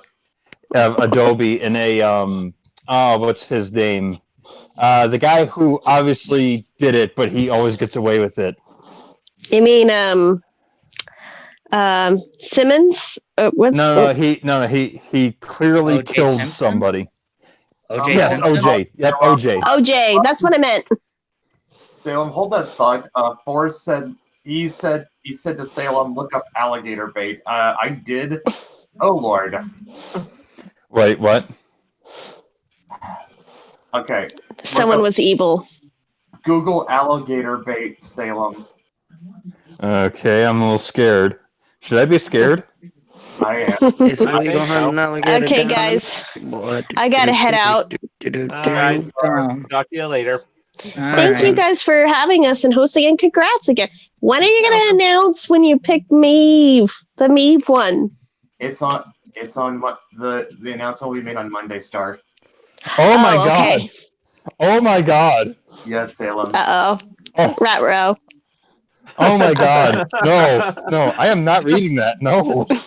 What is Don't it? do it. Okay, I know now. If I ever interact with you guys, do not take your recommendations. No, just don't type in alligator bait. No, That just Heck sounds no. like a bad idea. Very bad idea. It's like good. saying don't think of a pink elephant, man. Come on. I'm thinking of a blue one. No, you're All not. right, I'll see you guys later. Bye. God bless. See ya. See ya. Brett, what do you I mean, I just pulled that out of the top of my head. Like what do you think when you hear that? Like I said, I'm sure. I guess when I hear that, it sounds actually pretty cool. Like I kind of like the surreal edge for one. Like it's like a little like. I guess the way I would put it is imagine Beetlejuice if it were done by David Lynch. That's actually that. Yeah, that's essentially what I would want to do. Yeah, maybe throw in a little bit of maybe throw in just a dash of Kevin Smith in there. It makes me think of It makes me think of an afterlife version of this. I think that is David Lynch. So the statement might be redundant, but it makes me think of an afterlife version of like Twin Peaks. Is that David Lynch? It is David Lynch. Okay, then Kinda like, then we're on the same wavelength. I just realized it's also kind of like Men in Black too. I haven't. Oh no, guys. Wow. Guys, What? I learned something. What? Do you know what John Wick's last name is? Wick?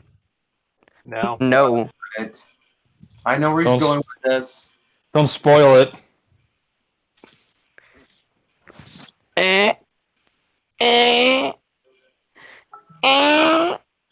Sure. Wait, I don't get it. What's? Oh God. Wait, 1 second. What am I looking at? John Wick's Wait. name is Jovanic, which makes him a JoJo. Nice. Oh, come on.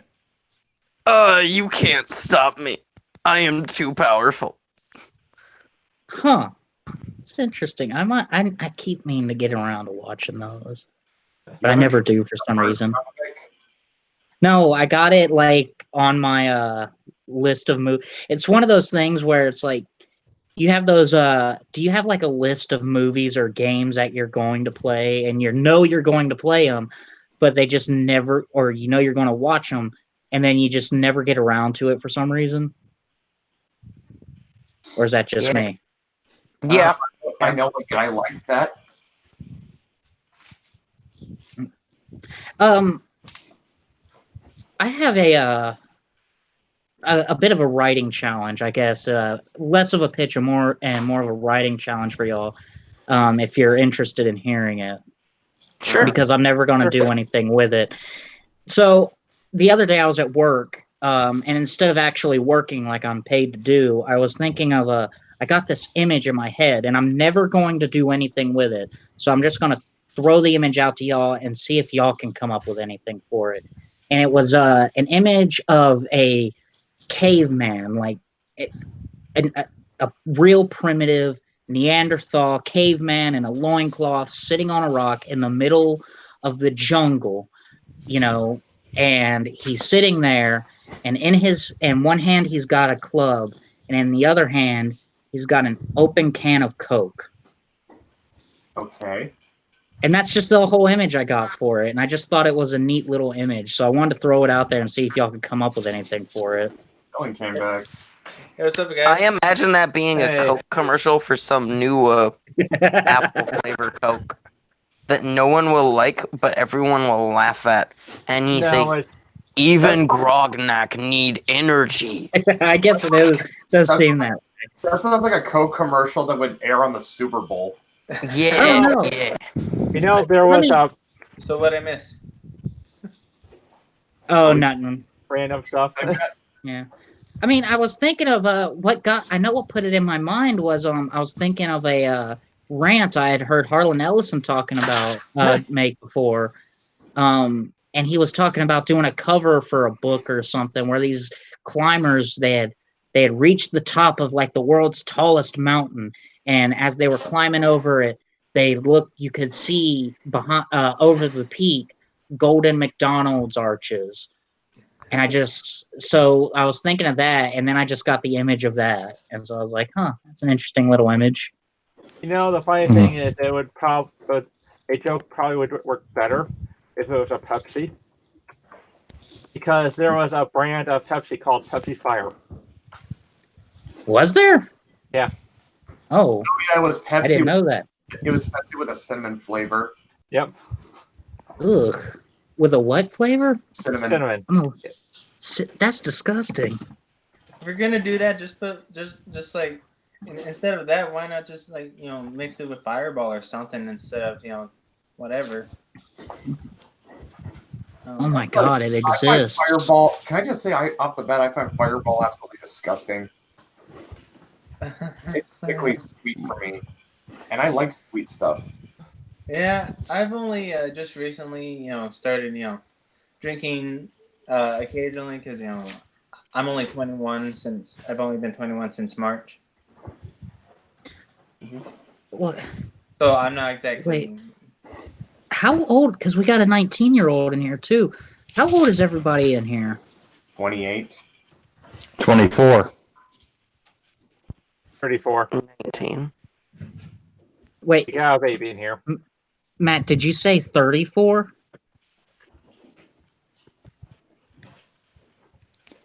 I think you said 24. Oh, 34. Oh, 34. You're 34? Yep. Oh my god, you're an old man. He's a grandpa. You're almost as old as my dad. I never suspected. Look. It is my opinion that you're young. That you're young until your mid-30s. He's in his mid-30s. Can I just go ahead and say that I probably look younger than all of you at this age? Well, yeah, I probably look as young as you right now, actually. Well, yeah, but that's because Asians don't age. Exactly. Oh, wow. That's Vietnamese Briz. Asian women don't age until like they're 50. Maybe I'm okay then, because I've been mistaken for being Asian many times. Secret Asian, man. I don't know. If I shave off my beard, I look like I'm 15. Yeah, I have a crazy baby face when I shave. However, I guess the thing that always gets me, though, is for the times I've been mistaken as Asian, I turn to them, I'm like, I have a red goatee. Do you really think that you can grow that if you're from Asia? They might think that it's dyed. I don't know. What you're describing, though, it doesn't sound like you would pass the Murdoch test. Okay. Instead of that song Secret Agent Man, you're Secret Asian Man. Oh, God. Secret Asian man. I've always wanted to tell that joke, but I never had the right opportunity. I do have a question about Mythoverse mechanics. Yeah. Normal superpower style stuff, how does that work? Like, do you have anything already set up that gives those? Matt, yeah, that's something I've been wondering too. Do y'all have like superheroes and such? Not really. We kind of wanted to go for a straight up urban fantasy sort of thing. Yeah. Yeah, I'm still undecided how exactly I'm gonna completely like. Well, I mean, I have my. You can still go urban fantasy. It's just some of them try to be superheroes and just aren't try to be. No, well, let me put it this way: you could do super heroics, but it would not be. It just would not be straight up superhero stuff. Yeah, so no cape and cow would stuff. someone just get telekinesis? Yeah, I'm gonna have to. Or that kind of luck. I'm thinking about adjusting my character a bit, to fit more into, the universe. Oh, and while I was in the shower, I was thinking of another weakness for her. She cannot control her powers. Like, that's another. Legit, why don't we just make like a team of individuals who work together? And we'll call them the Liberalists. Oh, God. No. Matt's just like, no, don't even You know- joke about that. There's Call them the what? The liberal No. We will call them attend the a Federalists. party. Remember that? I'm sorry, I I didn't hear cracked a myself word up. any of you But said. legit. Can I get an answer though? We'll call them Antifa. I'm just kidding. hey guys, we all know that the most recent group of individualists in a collective is Counterscape. Oh, I'm not stepping into that one. I got a comic book coming. I don't want that drama. I don't want that evil on my Yeah. feet. But legit, Bruh. guys, if you wanted, we could just combine these three characters. If you wanted to do that, that is. I could then probably, if y'all want, well, I don't want to put you on the spot, but with the characters I gave you, I told you about earlier, I could just give them to you because I don't know if I'd be able to, when I'll even have time to write something like that. Well, the good news is that we don't know when we're going to be doing all these spin-offs either. And right now we're Yeah. just focused on getting Changeling Mythics and Adobe Kroger out, and we just want to get through the first volume there, and then our first crossover event, and then we'll move into phase 2 where we bring other people on. And Yeah, that's for the best too, honestly. Oh yeah, Bringing absolutely. people on, though, is also sort of predicated on when Wicked opens its doors for new creators again, because I think they've got submissions closed, don't they? Yep. Yeah, that can give me plenty of time to like flesh out what I want to do. But Oh yeah, absolutely. yeah, but There was. I'm sorry, I didn't mean to interrupt. Right. Well, they said that just because they're closed, it doesn't mean that they won't look at the submissions. Could you repeat that? I didn't hear you. Just because they're closed, that doesn't mean they won't look at them. Yeah. Getting them they in now said- just means you might have priority. I believe you said they said it on a stream. Well, I can say maybe the comic that I'm working on could probably be put in there without it like being too much, causing too much trouble with y'all in your first phase or your second phase or whatever, because it's just so totally different. I don't know though. Well, I think, and I'm talking to someone just sitting on the outside. Just, the best thing that you can all do as people who want to get your feet wet in creating is just work on your own stuff on the side. And once you've become comfortable with crafting your stuff, then send in submissions, and then perhaps the people over at Wicked who are going to be looking at your stuff will be able to talk to you about what's probably going to be, will give you advice on what's your best next step forward. Yeah. Because, you got to take things one step at a time. Yeah, y'all really need to be focusing. Like, honestly, it is better for y'all to be focusing on y'all's first phase than anything else now. Y'all do that. Yeah, and we're early enough in it that we can afford to play it by ear. Yeah. Because, if you guys don't mind, I'm just going to tell you what I'm doing because, I got excited about looking at Wicked because I just saw a bunch of creators that were, essentially finally being able to pursue their dreams. And, that's what appealed me to that. And, I thought when I had come on, I've got, a bunch of stuff that I'm working on the side. But, I want to build up my confidence and build up my skill to the point where I can feel comfortable with pitching an idea. But that, I don't even think that that'll be within the first year or two with being with Wicked. So, understand that, you can take things slow. You don't have to, you want to be ambitious, but you don't want to jump into the water when you can't swim. Pretty much. So, yep. So,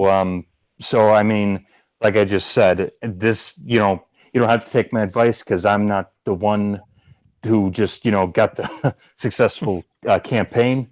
But I will just say, like, I think perhaps you could just consider a perspective of somebody who's also considering it, but maybe not biting, chomping at the bit to jump in, because I think that even though that, you want to start running, you gotta, I hate to use a cliche, but you gotta learn how to walk first. It's more like I guess the best way of putting it is the way Dan said it to me and Matt, that this is a marathon, not a sprint. Yeah. Well, And I meant nothing. I meant nothing against you guys at all. I was just, I was just it's offering fine. another. We know. It's all good. I'm hurt. I'm done. No, my feelings I are didn't take destroyed, offense. as is my enthusiasm.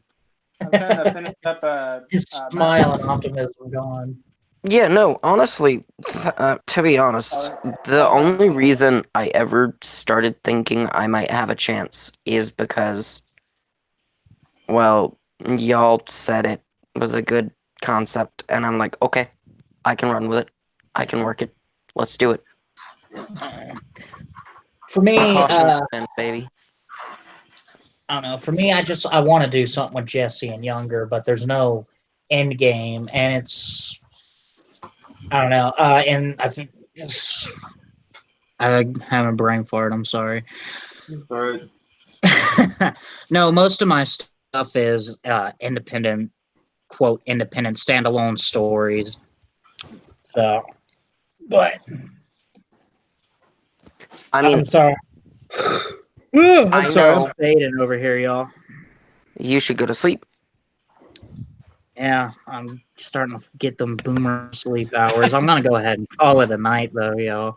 But Go. anyways, this turned into a pitch stream, and it's supposed to be a celebratory stream. So just I want to say before I go, man, for real, congratulations, man. Y'all all deserve it. Y'all worked really hard on it, and Matt, I know I work. He's my editor, so I know I want to say it specifically for him. I know he's been working hard on it. I know you all have. You deserve it. And just congratulations, man. I'm so happy for y'all. Yeah, congrats, y'all. Yeah. And Thank do not, again, don't be 6 months late. All right. You can skip out on a little bit of I don't need to see every drop of I don't need to see every pore on the character's skin, okay? Look. If we're late, we'll let we'll let everyone know that reason why we'll be late, and updates will come. Yeah, I trust y'all.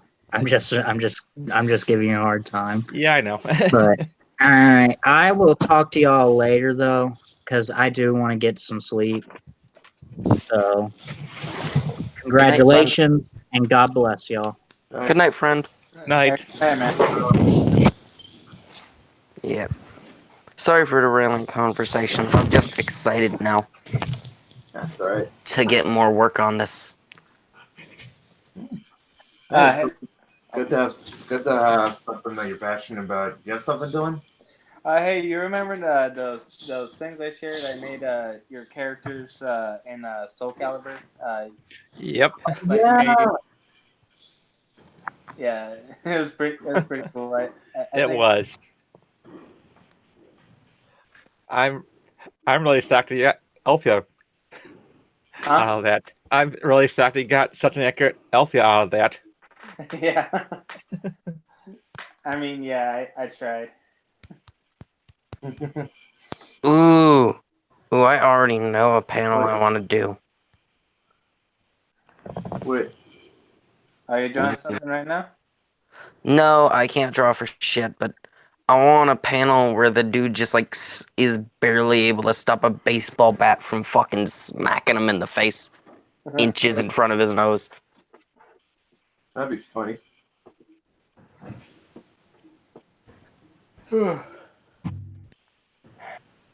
I feel like a boomer, but I'm tired. I got game in like 40 minutes, so I'm free.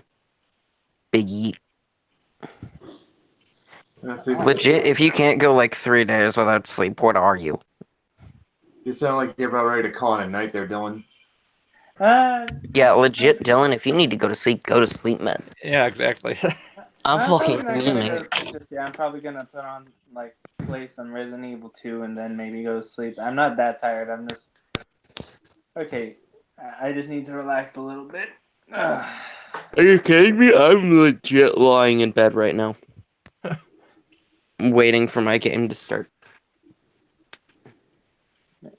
But yeah, I'm still stuck on this part in Resident Evil 2 where I had to find like this mechanical part or whatever, and I've just like I hated that. I don't know what to do. You gotta go all over the place. Yeah, and Mr. X is there. Brett, Yo. do people get abilities from what race they are in Mythoverse, or what? What do you mean by that? If you're black, you get. No, I'm just kidding. That's not what I meant. God damn it. Have access to Negro. That's not what I meant. Damn it. God damn it, that's not what I meant. Species. Species is a better word. Species.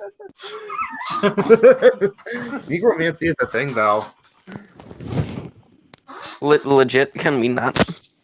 Okay, I'd rather not have headhunters on me, please.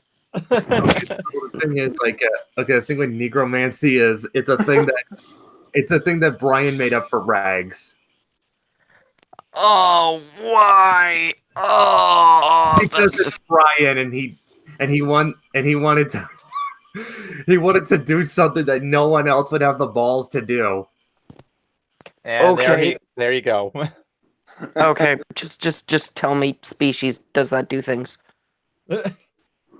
Okay, so if you're a Fae, you get there's certain magic you can do that only the Fae can do. Mm-hmm. Like I imagine contractual stuff. Okay, for a second there, I did not hear the word Fae for a second. To be honest, I love the Fae as a concept because there's so much you can do with contracts as a power. Yeah. Right. Although the thing with Fae in the Mythoverse is they're tricky when it comes to contracts because they will find ways to at least honor the letter of the deal without honoring its spirit. Hold on. I have an image I want to show you about that. Yes. Because that's basically every Fae in every setting. No, we don't want to see a dick pic. It's not a dick pic. God damn it. I was fine.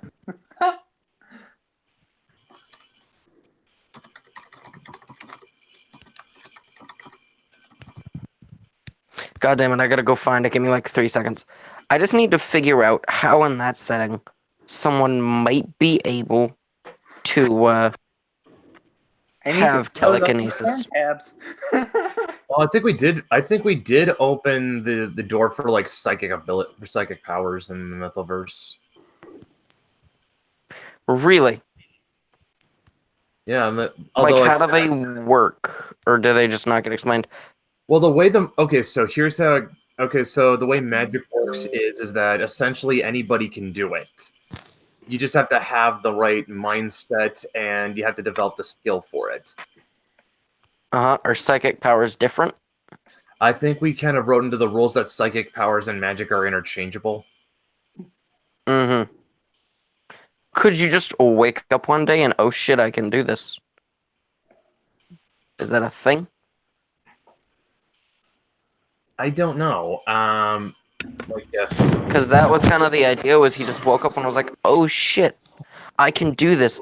I'm gonna go out and be cool and help people. And that's how it kickstarted. Well, Maeve Maeve was awakened all of a sudden. She was like, oh shit, I can do this. When she's running for her life. Yeah, but yeah, I don't know. Like, how did Althea unlock her magic, Matt? Negromancy.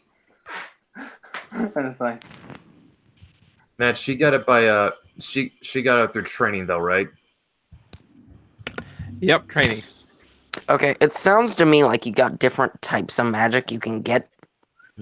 Like there's some instinctual and some trained. Yeah, Matt. Well, yeah, Althea and Adobe. They both of their skill magical abilities that comes from either, well, in Adobe's case, it's a combination of training and magical and consecrated gear, and in Althea's case, it is training.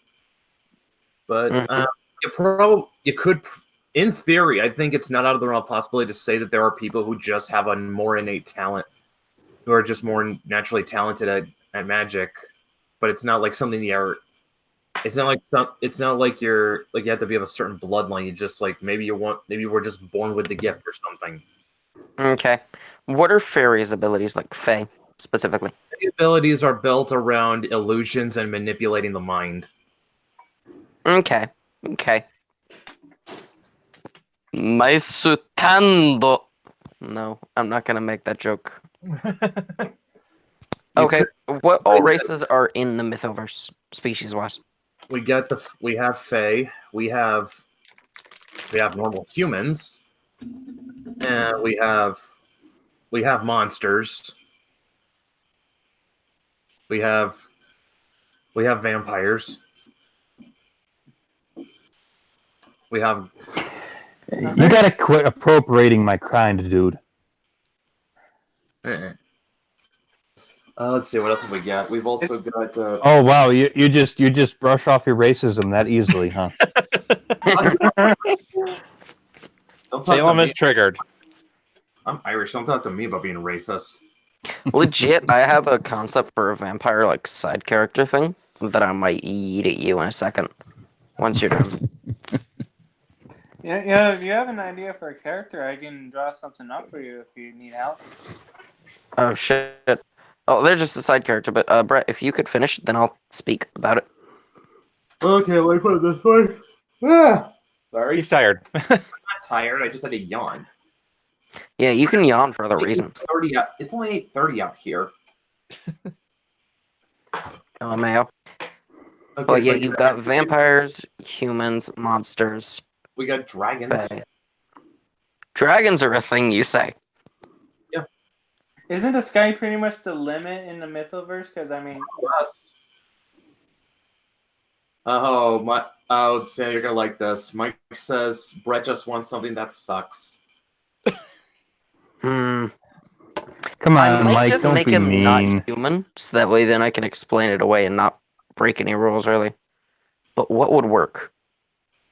Well, like I said, we drew a lot from folklore. I think Matt and I have even been brainstorming the idea for like for another comic book, for another book in the Mythoverse for Phase 2 that's going to be set in Japan and deal with shit like yokai. Ah, Yes. that's cool. Yeah, so basically we're not content with having just one title each. Hold on a second. Can I just have him be an elf? Bam. Psychic elf. Easy peasy. Well, yeah, if it's in folklore. It's possible. Elves are typically known for magic, but you already have a bunch of characters that are magic, so swapping it up to make them psychic could switch things up a little bit, and it wouldn't change too much. Yeah. I mean, fuck, you find elves in Norse sagas all the time. Yeah. I'll have to look up and research more, but if that works, I'll just make him an elf who isn't aware of it. And suddenly, oh shit, I got telekinesis and shit. Let's go, boys. Forrest is offering to advise us from yokai, Matt. Sounds cool. Cool. Yeah. So y'all wanted to hear my pitch on the little vampire side character. Go ahead. Alright, so essentially, they are a vampire. They run a homeless shelter where they make blood sausage every week. What do you think they do with the leftover blood? Dump it. No. It's a food pantry, too. Oh. You thirsty? Why are you eating people? Come here. They are essentially the goodest boy. she feeds it to her pet or his pet, whatever.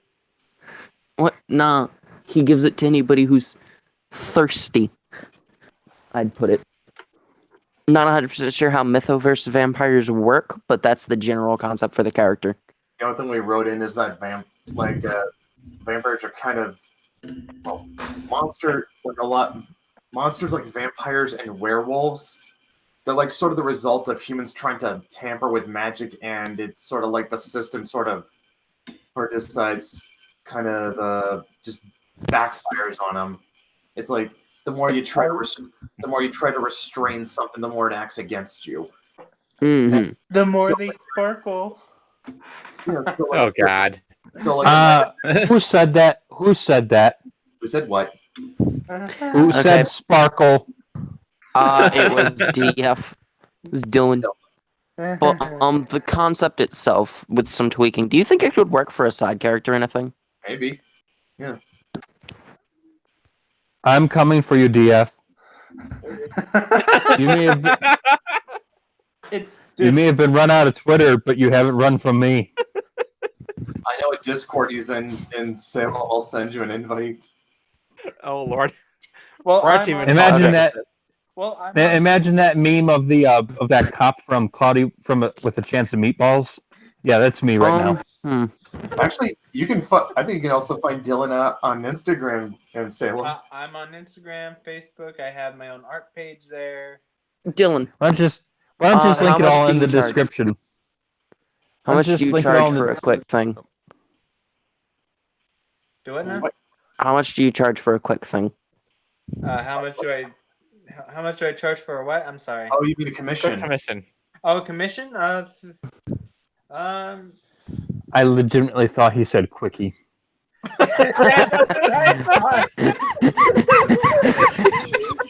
Hey, no thanks. I give those out for free.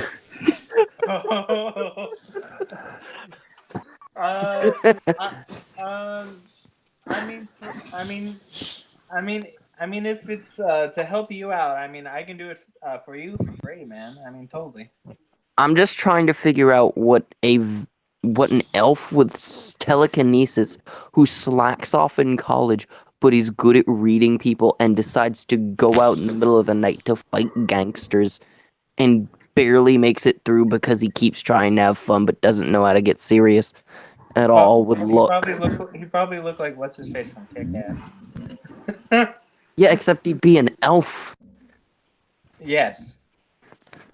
I need to see this. I'm trying to find your Twitter. I'm gonna find you, Dylan. I'm not on. Oh yeah, that's right. You can find him on Instagram, Salem. I'll send a screenshot of my Instagram to like Brett or someone, and he can pull it up or whatever. Okay, so yeah, if you could do that, Dylan, I would greatly appreciate it, but you don't have to, man. Oh no. Don't worry. Okay, thank you. But what do y'all think of that concept for a general side character? That sounds interesting.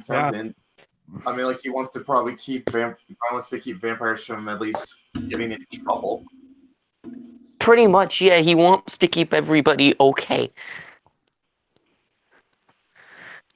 Don't go eating homeless people. What's wrong with you? Okay. Oh, here's something. Dusquill says an elf. You mean a tall twink with ear extensions? Fight me, pansy. Fight the superior might of the dwarves. Okay, I raise you No one one sea tosses a dwarf. I raise you one fucking sea elf. What you gonna do about that? I raise the Argonian. I win. Okay, Brett, I sent a thing of a screenshot of my Instagram page. Yeah, sure. I'll set it up. I'm sorry I have to use you for everything. Man, what would the main villain of that be? Someone a lot cooler than him. An elf looking for a quickie. But what? It would have to... Okay, it would have to be something actually evil, because I want a serious plot to happen. Well, it's gonna start with gangs, then probably go into some drugs or something. Well, Or maybe a well, cult of some sort. Well, maybe Cults are depending on fun. maybe depending on the like the lore you take from, like, look at like what's considered evil in that lore, and I mean, and go from there. Anyone got any ideas? You could just have a more evil vampire that just wants to feed on people. No, not for this side character, for Slacker. Dusk says a dark elf. If I remember right, the dark elves are some bad motherfuckers.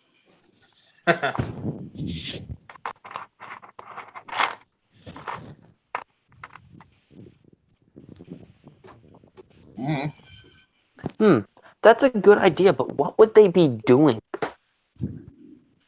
Well, what did dark elves normally do? They complain.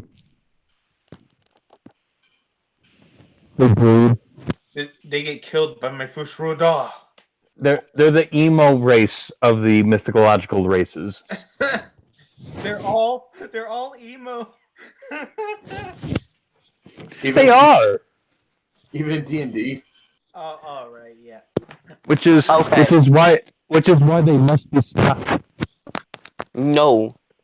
The world needs dominatrixes. Come on, No, don't wipe them out. Warhammer. I am done with the emo culture. It must end. I was gonna say, dark elves are definitely not emo in Warhammer. They're just a lot of BDSM enthusiasts. Okay, to an extreme fucking degree.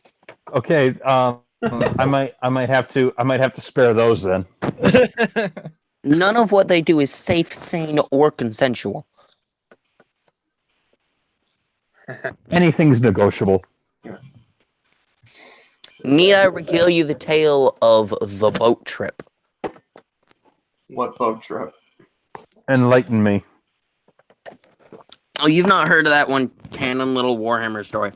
Okay, so essentially, Dark Elves took some slaves, and they told the prisoners that they released one person each year in exchange for being able to, fucking gang rape and destroy one person. Oh God. Oh God. A man's wife offered herself up to get her husband off the ship. He accepted. They told him he could have a goodbye kiss. What do you think he said? I don't want to know. Said? What do you think he answered? I don't want to know. He answered yes. Took about an hour and a half. They brought her face up. They did not bring up anything else. And then they slit his throat and tossed him overboard. Oh boy. 'Cause, well, we set you free. And that is Warhammer Fantasy Dark Elves. Yeah. No, I'm gonna High go- Elves in Warhammer Fantasy were actually really cool. I'm going to go to the corner, curl up in a little ball, and try to get rid of that image. Oh shit. Guys. Dark Elf Yakuza. That's actually not a bad idea. I mean, I don't know. It's a Dark Elf clan of Yakuza trying to expand. The fuck? Lord. Bam. Easy peasy. That's nuts. I know, but it's a good idea. Whole thing's nuts. Oh, that's true. Yeah. It is. You know, it's been a little bit on the stream, and I still haven't done this yet. And I see a good opportunity to pull this in. What? These dark elves, they're being oppressed the entire time.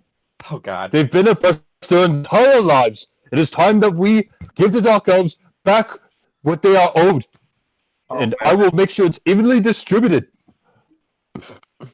Oh man, you do Bernie Sanders for You know, Need I bring up the fact that Bretonians are socialists again? They are my people. No, legit. The first time I told Brett about this, he got mad. Are we talking about Elder Scroll Bretonians? Because No, I can do a pretty good Bill Clinton impression. I'm talking Warhammer Fantasy Bretonians. No, wait a minute. Think Those are about it. No, wait, those are Bretons, and Bretons just like to. Most of them are merchants.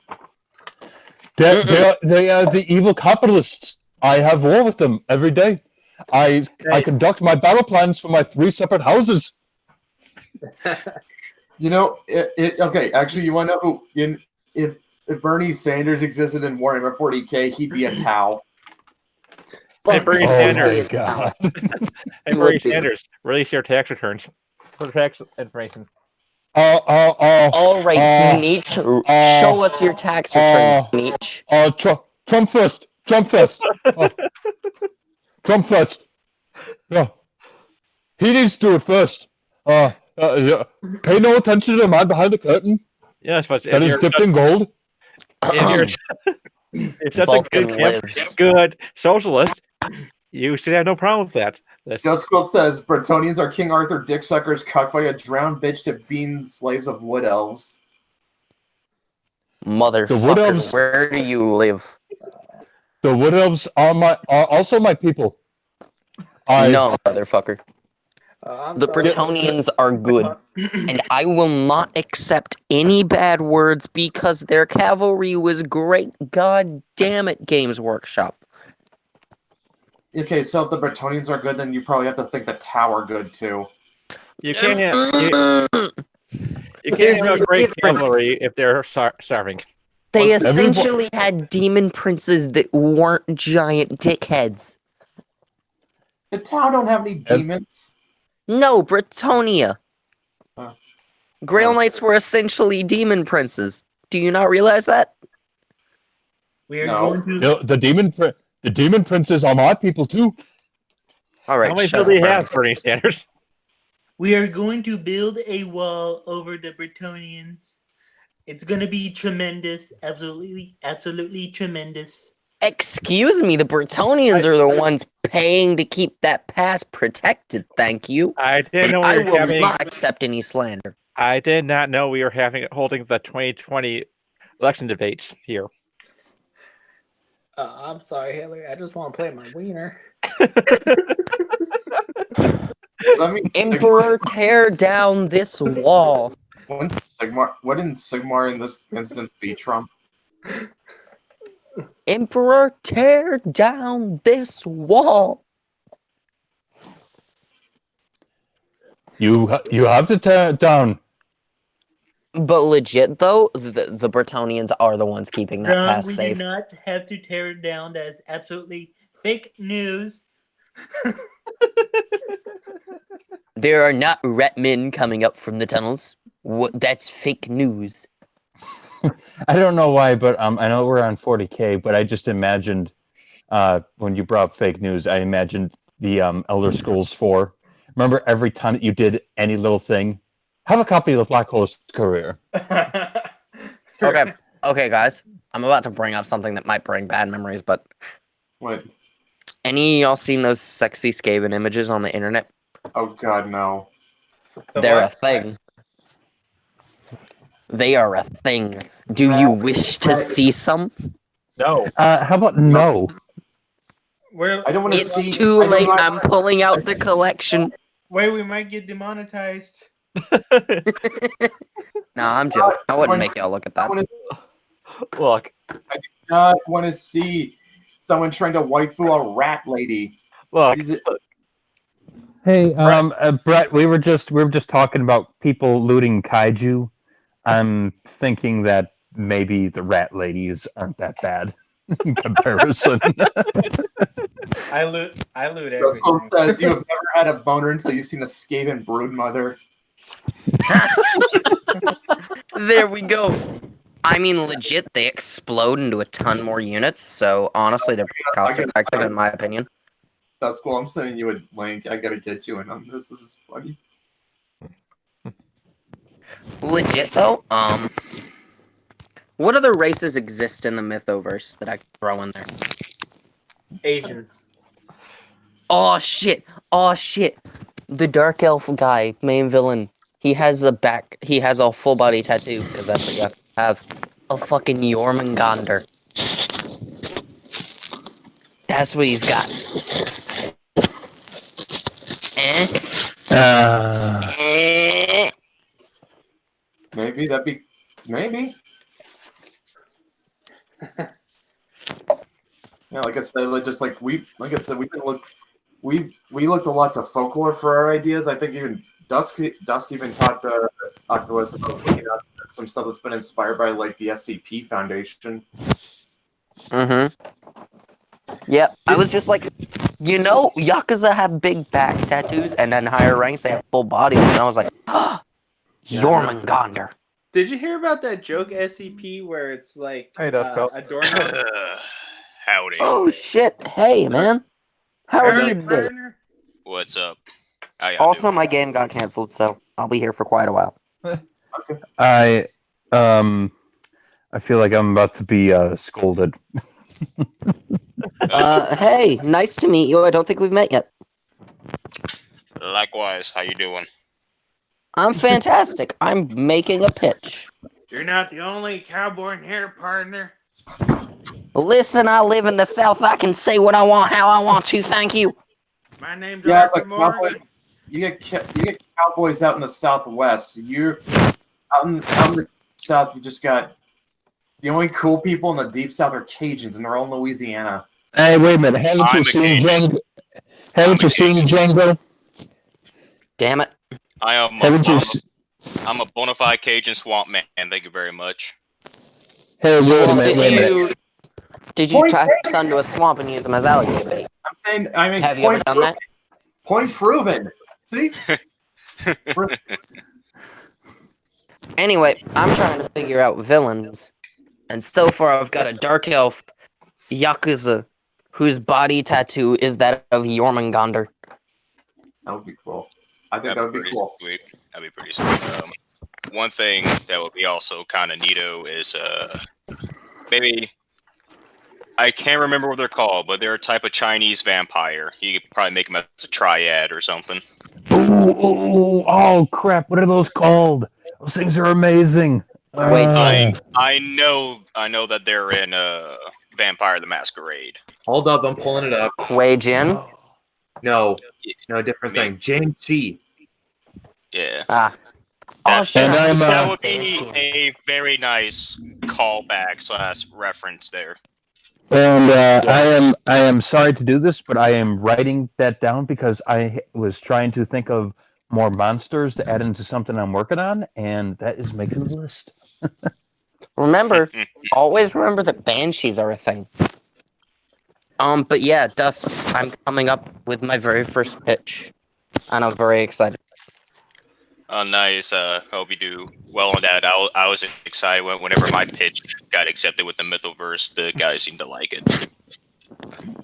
Nice. I just made apparently an elf with the power of telekinesis who just goes around trying to be a super overly serious hero to fight crime, winds up fucking up, stumbling upon an actual threat, and slowly becomes an actual hero by loosening up and having fun. Yeah, that sounds about right. What? Dusk's pitch was something that was like super horror based. Oh yeah, I'm going balls to the wall horror with my edition. Yeah, I've never been much good at horror. And I think it'd be kind of exciting for the Mythoverse and adding in more additions to the mythos being put out, because one of the characters I'm having being a half-breed to an African species of Fae, I think it'd be kind of interesting. They're the oppressed Fae. There is a difference between Fae and elves, though. Yeah. And I think it's kind of interesting the Fae that I chose for her to be a half-breed with, because apparently in African mythology, they're the ones that brought mankind knowledge, especially with knowledge of fire. Oh, that's cool. Yeah. Yeah, It's really yeah. When I was on here earlier, before I came back, I gave my pitch. It was more based around. It was more inspired by like a shonen anime, you know. But it has to do with like Egyptian gods and all that, or like a character who's a vessel to an evil Egyptian deity called Apophis. There's a snake-like creature. That's interesting. legit, Dylan. We can just combine these two if we want to at some point, because they seem like they're plots that could weave together very easily. Maybe. Or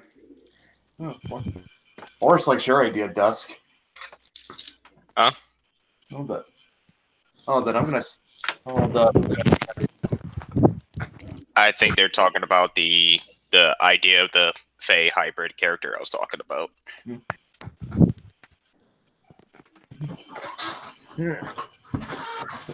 Yeah, just keep talking. Dude, Barry. you want me to talk more about my addition to the Mythoverse or something?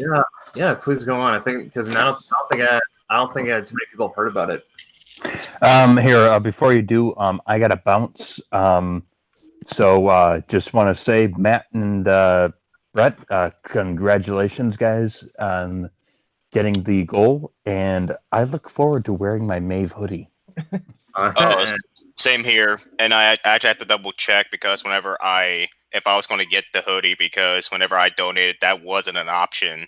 But I picked like the $30 one, which was the highest tier, but I still paid like $53 on the donation. Oh, and actually, a quick question: is it like a pullover or a jacket? From the photos that Dan posted to the page, it looks like it's a pullover. Okay. All right. I cannot wait. I just love it because it's just a smug cat. It's great. It's perfect. It's going to be great to wear on Halloween. It is the smuggest of cats. Oh shit. Actually, since the game got canceled, should I try and get other Dylan in here? I'll get him. I'll send it to him. All right, cool. All right, I'm gonna bounce though, guys. Congratulations. Just good luck moving forward, and I only hope that it gets bigger and bigger. All right. Yeah, good one. Thanks. Have a good one. Good luck moving forward, and I Oh, got some echo there. Got an echo. Oh, like Forrest. Forrest. That was a lot of echo. That was a lot of echo. Run, Yeah. Forrest, run. But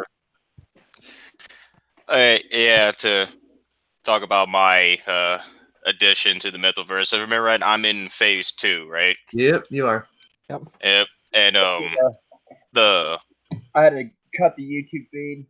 It's okay for you. So that's what was the YouTube feed. All right, that's fair enough. Yeah. So the name of my comic is going to be Rapture, and the reason why it's called that is because the main quote unquote bad guy of the whole thing isn't really a thing or even a being. It's more like a semi sort of kind of living entity that travels around the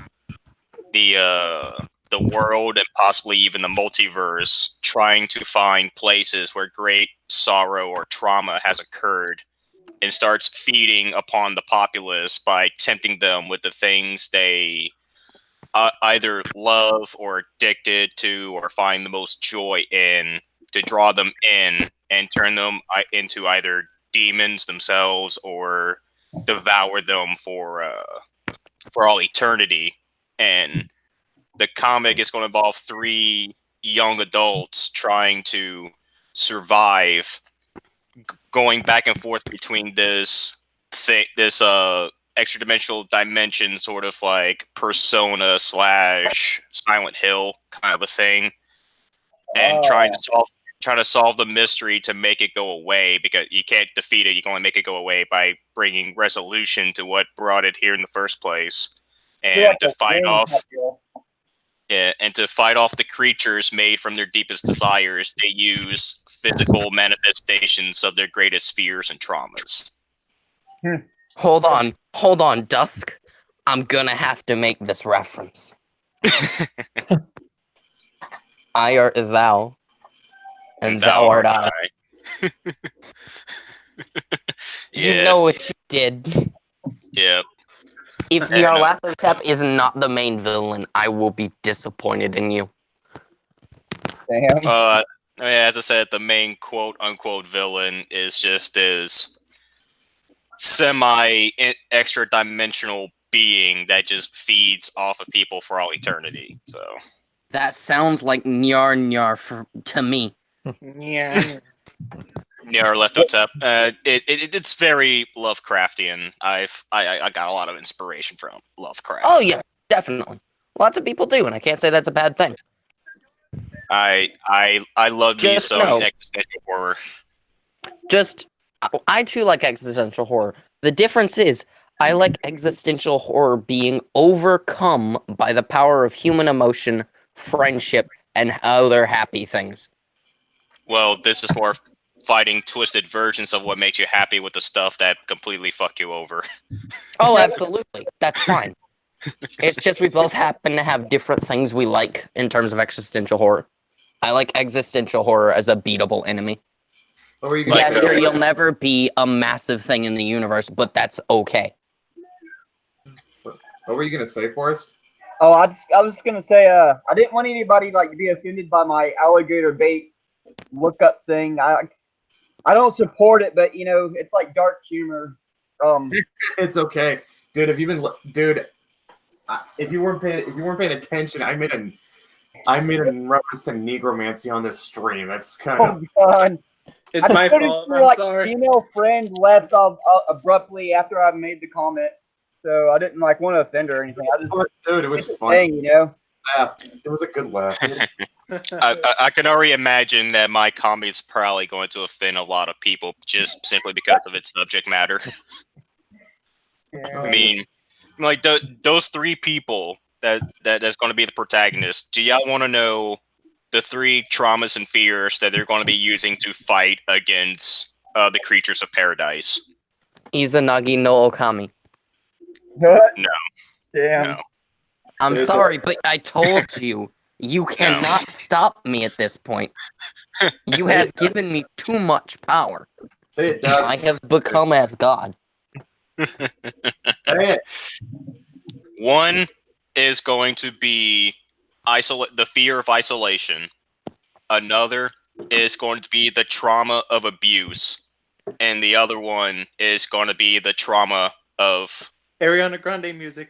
I guess, you know, to make it more PC, I guess we'll say defilement. Ooh. Ooh. Yeah. It's going to be a wild ride. There's different. I have this to say though. That fear is literally the P4 protagonist shadow. You've done it. You've done it, you fool. You fool. You're opening the floodgates. Also, Gorgonite, I understand that may almost defeat the purpose, but every time I've seen someone use that, it's always as a sort of hopeless thing that ultimately I find boring. Because if you can't win, there is no fucking reason. Yeah. Well, that's the whole thing of Lovecraft. You can't win because it's something outside of our capabilities. We weren't supposed to find out about it in the first place. Exactly. Well, it said that the Cthulhians are primordial, like the Cthulhians existed before our universe. So. Mike, that's going a little far, dude. But if there's one thing I'm really excited for about this project is a little development that me and Dan actually came up with, where our two comics are actually going to be intertwined with one another. Oh, so the Paladins are going to have a Paradise arc then. Yes, they are, and they also have a little something to do with Rapture as well. Oh, cool. It's gonna have a Gorgonite. arc. I disagree with you, but I the- respect your opinion. And the Adobe Kroger Paradise arc, I think I safe to say, will happen as a direct result of what happens in Rapture. Adobe Kroger's best girl. Well, at All least I'm saying is, at least Adobe's legal. wow. And I can fair. imagine Adobe Kroger will have a lot to unpack when she has to deal with Paradise. Yeah, All right, Dusk. I have merely one request. What? Dorkun, please. God damn it. Dorkun. I should not have mentioned Persona. I should have just It's kept it too at Silent late. Hill. I should have just kept it at Silent Hill. If Briz is on your stream, if you mention JoJo or Persona, he will go on and on for hours and he won't stop. I'm sorry, they bring me great joy.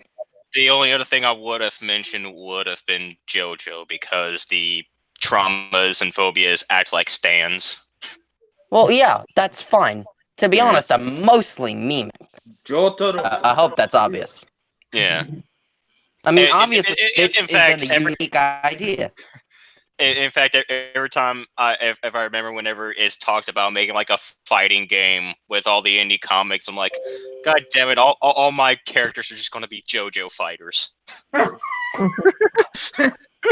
The power of my Shutando PTSD. Pretty much. Dirty deeds done dirt cheap. That's defilement. Legit though, funny Valentine, best villain. I want you guys to know when y'all gonna do the yokai deal. I think you said it was for your second book. I'm really good with yokai. Like I've studied. Like I spent hours on Google Maps looking up each region each yokai is from. He's So watched every episode of Yokai Watch. Environmental. Okay. What is the name of the yokai that the woodcutter married underneath a waterfall? Underneath the waterfall. It had webs involved. Why do I get the feeling Briz is going to know this one and you Yeah, the won't? web, it's more than likely. Now, there's an Okinawan variant of it. I would say Kappa, but it very well could be. Aren't the Kappa the ones that drown their victims and rip their souls out of their anuses? Not all Kappa do that. Actually, some Kappa are depending on where you go in Japan. Some Kappa, like in some regions, they're considered like good spirits, like friendly river spirits. In other regions, yes, they tear out your butthole because they believe the Japanese people believe that you're like a second, like essence of a soul exists in your anus, and it's what the yokai crave the most. That's the. Hold on. Are you telling me the yokai will eat my ass? Yes. I thought the Japanese thought the soul resided in the head. No. Okay, it resides in the that was the aura. Egyptians, I think. Okay. Yep. Okay, for some reason. Anyway. Forrest, do you want to know the one I was talking about? It was There's the a Jorogumo. couple. There's a couple, but I'm guessing you're I talking was about the specifically speaking about the Jorogumo. Jorogumo. Yeah. That must make anal sex awkward over there. It probably would. Probably. You know, this whole thing makes me think of that. Yeah. Episode, makes me think of that episode of South Park, the human Sentai pad where that Asian guy's in front and goes, "Oh no, Caillou! Oh, it's coming out my butthole!" Oh. All I know is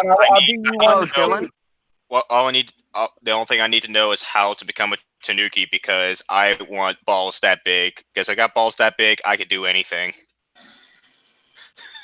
Do you know? this happens to be my favorite yokai too. Do you know the giant fire breathing rooster? It breathes like ghost I have wind. heard of it. I have not. I think I've heard of that. The basa basa. Also, Also, Dylan, can you just send me any progress you make or whatever? I just want to see if you do it. The drawing of your character.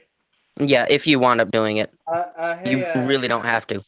Hey, on Hangouts, send some text me some like details you want specifically, like you know what I mean, like. Do you have a Discord? I can hook you guys up. I can hook you guys up on Discord. Give me a sec. That would be great, please and thank you. Yeah, You're goddamn right, Gordon. Now you better quote me on that shit. It's the best damn quote you're ever gonna get. No, it's not. You know the best quote you're ever gonna get is, "I love all of you and appreciate you because you're my friends." Yeah. That's gay, bro. That's gay. We gotta make this gay. That's because I'm gay. God damn it. Excuse me, I'm not gay. I'm bisexual. Well, his bike Also known as a slut.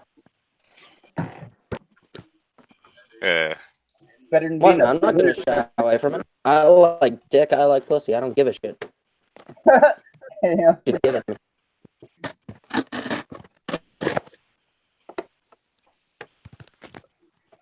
But yeah, as far as the yokai book goes, Forrest, that's like way down the line. Man, and I aren't gonna do that till like maybe till phase 2 is if we get that far. But and I mean, yeah, like, we will definitely keep your phone number for that. I mean, like, I think around that time, or maybe even after that, there's still that idea I had of doing a mythic that's like Steve Irwin, where he goes around and rescues supernatural creatures and rescue cryptids and have it be somewhat educational about the different cryptids around the world. Oh man, he could. Oh dude, you know what I just realized? What? I just realized this because I remember this from a Kumite stream, and it was the one where I introduced Tonka to the bunyip. Okay, let me put it this way. Here's how Tonka described it when he started learning about it. I need to make sure I get the voice right. Oh no. That is the least scariest name for a scary monster. Even some of the artist interpretations made a bunyip look like a goddamn kaiju. Okay. Can I bring something up about terrifying things? What? The Boogeyman. Could be anything. Isn't there a comic out now that's about the Boogeyman? Yeah, there is. I don't know. All I know is it shows up in every culture. Well, there's all humankind has ever had. Yeah. I mean, there's Does many that creatures that not have showed up in many mythologies, like dragons, for example, has showed up in everything, and some sort of fairy has shown up too. I'm just saying, you can use that for plot. I'd also like in that there is something abducting children if they don't listen to people throughout all of history, everywhere. I also want to see your mythic Steve Irwin wrestle a chupacabra. That would be interesting. Oh boy. Oh fuck, that is cool. We're gonna go get it. Let's go get it. Shit, it has claws and Oh fangs. shit! Look at that. There's one thing we have to consider. I'm not sure we want to go balls to the wall, Steve Irwin with Australian accent, but like, what other accent should the guy have that would be kind of funny? No matter what, you have to let him say "sock it to Look at me." the muscles. Come on. Look at that! Look at that! Look at that chupacabra! You know that chupacabra is Spanish for goat sucker. How about Talk it to me, baby. how about making him sound Austrian? Come on, look at the muscles. Come on. No, just make him sound like Arnold. Okay. My name is Arnold. Will the Steve Irwin-esque character die by leprechaun? This is a weird night. How long have we been going? Let me check. For a while. Apparently over 2 hours. We're like around 3 hours. Yeah, I think we might be If 3 we- hours. We started around 6. Well, I mean, it's never going to be as bad as Meeting the Minds, where we actually timed out the live stream by Yeah, I going remember that. by going around 8 hours. Big oof. You guys actually went to Kumite time. Yeah, that was to celebrate the closing of Jack Irons, I think. I mean, No. if you want to put it in perspective, I've actually stayed in gaming shops overnight for role-playing parties, for like D&D and stuff. We've I actually got sleeping bags wish, and food. I wish that a game could have gone for that long. That would be amazing. All right, you want to take a long rest? All right, guys, lights out. Time for sleep. Wait, Dusty, Maybe you should post a watch. You might be attacked. Oh yeah, and thanks for reminding me of that. But my comic for Mythoverse actually has a very rough draft, non-tested version of a tabletop game for it, because it's something that happened completely by accident. But every time I created a tabletop game, it winds up having a comic, and every time I make a comic, it winds up having a tabletop game. That's just how that shit goes, I guess. And the tabletop game for my comic is playable, though just barely. Okay. Oh shit! Oh Right. shit, guys! I just realized something. What? If I do make the fucking slacker an elf with psychic telekinesis, he can wield 8 baseball bats at once. Yeah, he could. Point. I mean, he can use multiple things as weapons with telekinesis. That So, wait. Okay. Never mind. Are we gonna I say am something? the Ouroboros of content. I thought you were gonna say something, Dylan. I had a brain fart. But yeah, I just thought I'd just mention that I have that for every comic I make, there's probably going to be a tabletop game for it, and every tabletop game I make, there's probably going to be a comic for it. And Matthew Reese is in the chat. How you doing? Hey, man. Wait, what? We have Matthew Reese in. Oh, hey! Yep. I should get a testing group for that game one day. It'd be fun. I'd love to, but I'm trying to get a job as an airline attendant ASAP. Yeah, and I'm trying to get a job as a field technician. I'm getting a job as a Slurpee technician. Damn. Oh no. Listen. I like to make people smile when I'm at work. Thank you. Not me. I work well with machines. I work well with people.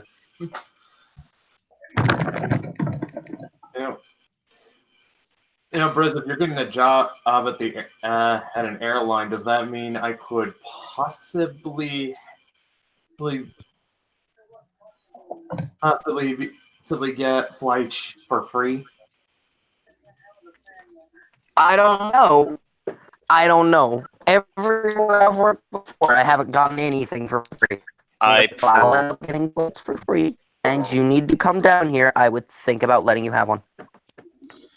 I'm probably still not going to use airplanes because I see too many stuff on social media about people on the airplane getting the absolute shit beat out of them for not giving up their seats. I'm good. I'd rather survive my flight.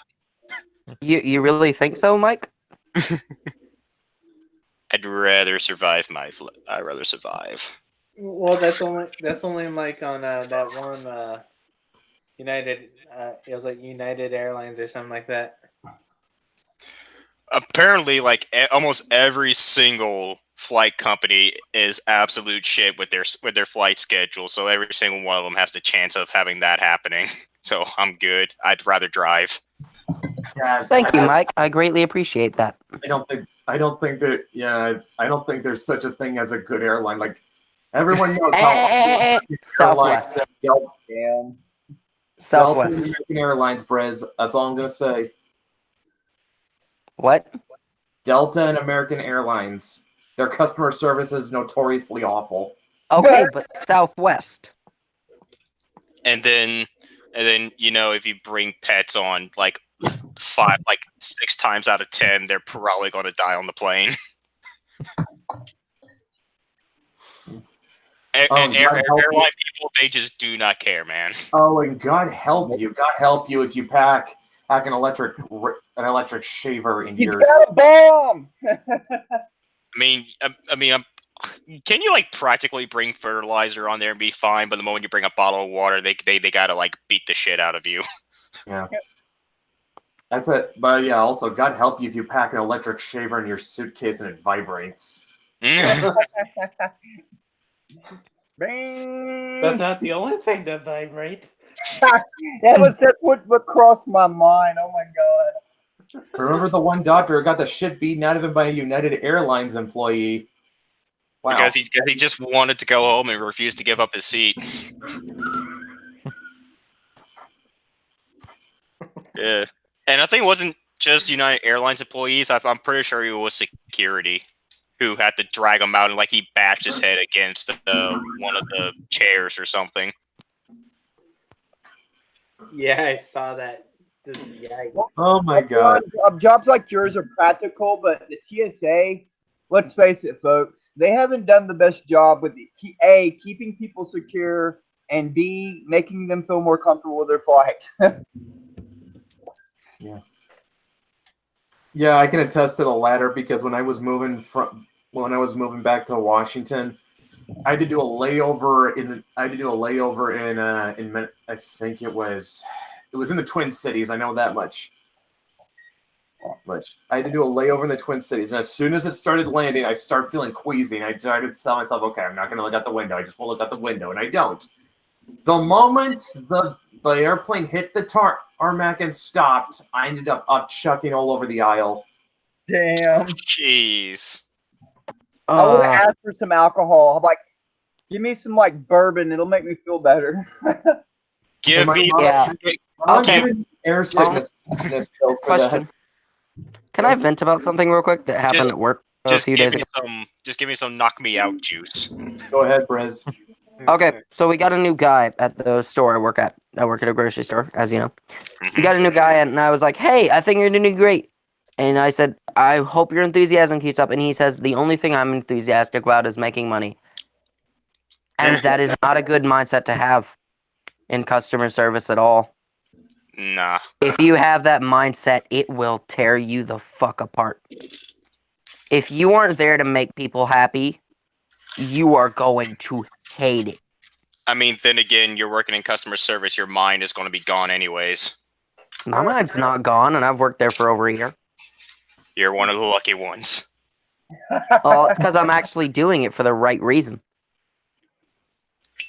Whenever I go into my job, I go in with a pep in the step and a song in my goddamn heart. Because I enjoy it and it makes me feel happy. I just feel like it's going to take just that one stupid person to come up, just make me lose it, because I deal with stupid people all the time, and I'm not even in customer service. Well, yeah, stupid people upset me. But here's the thing. Stupid people are stupid people, and if you get mad at them, you will be mad all day. That is another valid point, because let's face it, there's the world is populated by stupid people. Yeah. Unfortunately. Gorgonite says, I will never go on an airplane and I'll go near the ocean. Don't care if my chances of death are higher on land. That is preferable.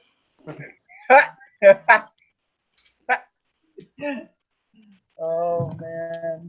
I wouldn't mind on land or on water, because at least on land I can walk, and on water I can swim, but I can't fly. But what if you could do.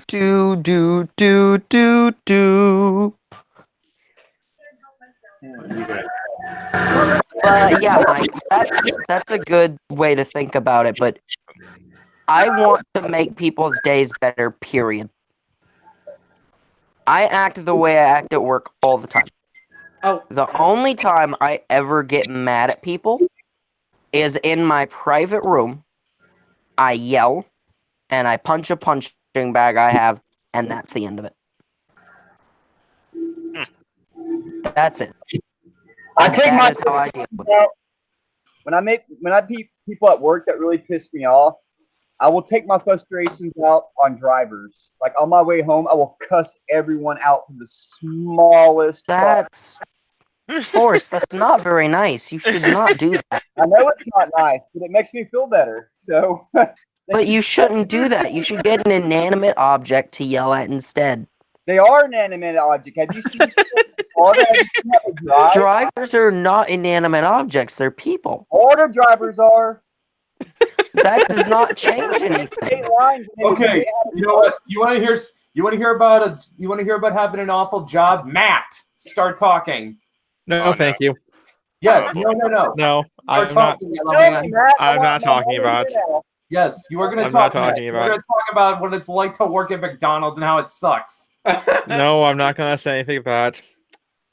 I still need the Brett, money. he Brett. doesn't want to talk about it. Let him not talk about it. You've already. Brett, there are streams where you've said the teenagers they hire do not know what they're doing. Brett. Yeah. Would working at Brett. McDonald's technically count as working in customer service?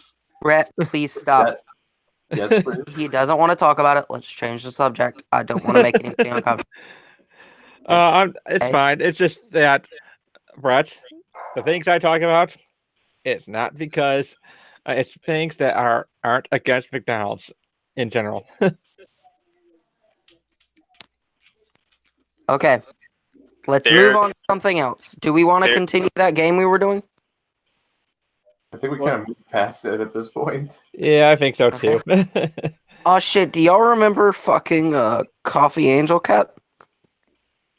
The what? I don't Coffee think so. Angel Cat. Remember Ginger drew it? Oh, I remember that. Wait, you need to show everybody else if you can find it. Fuck, I think that might still be on her Twitter, but I have to go digging. Oh, but that was like the best.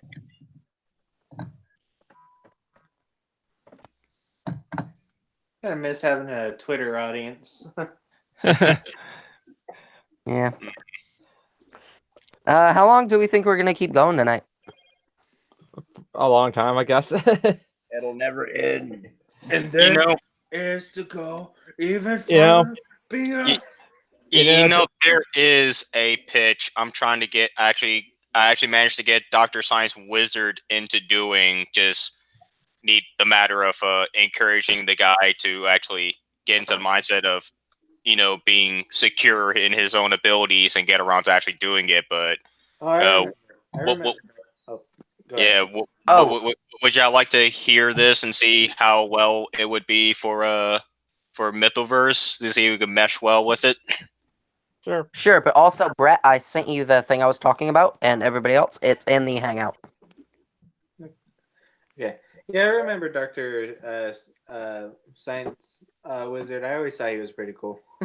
Oh, yeah, he is definitely a cool and a nice guy. I like him, and I really want him to get on board with the project because I think he needs a project to work on to get his mind off of stuff.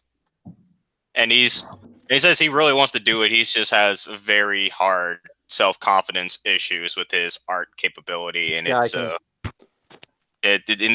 a bit rough trying to get him into the mindset of working on it, which I try to do as often as I can. Brett left. Oh no. I wonder what happened. Nope, there he is. It's hard, I think. So, I think I'll go ahead and say this, but when it comes to McDonald's, it's that most of it, working with teenagers sucks altogether. Yeah. Yeah, and that's one of the reasons why we should probably try to make comics as professional as possible. Simply because we don't want teenagers to come in and think they can do something. When they can. Yeah, and especially when we're trying to make things more professional, so to speak. Mm-hmm. Cranky. Bro, Yep. I was telling Brett about this. You know, like, you should check into DoorDash and Handy Pro. I've never made less than 35 an hour with it. DoorDash? Yeah. What's that? So they're two tech companies, and they're sort of like Handy Pro is like a handyman service, and as long as you got some simple tools, like there was a job assembling furniture an hour away from me. It paid $100 base and $20 bonus. I didn't do it because I was working my regular job, my daytime job at the time. But in DoorDash, you just deliver food. But hell, I mean, both of them, I've never made less than 35 an hour working them. So, and you don't have to have like a specific education or anything. Hell, you could just, as long as you got a car or a means of travel, you can make money doing that. You can work your own schedule. You don't have to play with anybody. You don't want to do a job, just fucking walk away. Give them the bird. Yeah. I own the damn company, piss off. Hey, Brett, you there? Yeah, I'm here. Okay. Just making sure. Yep.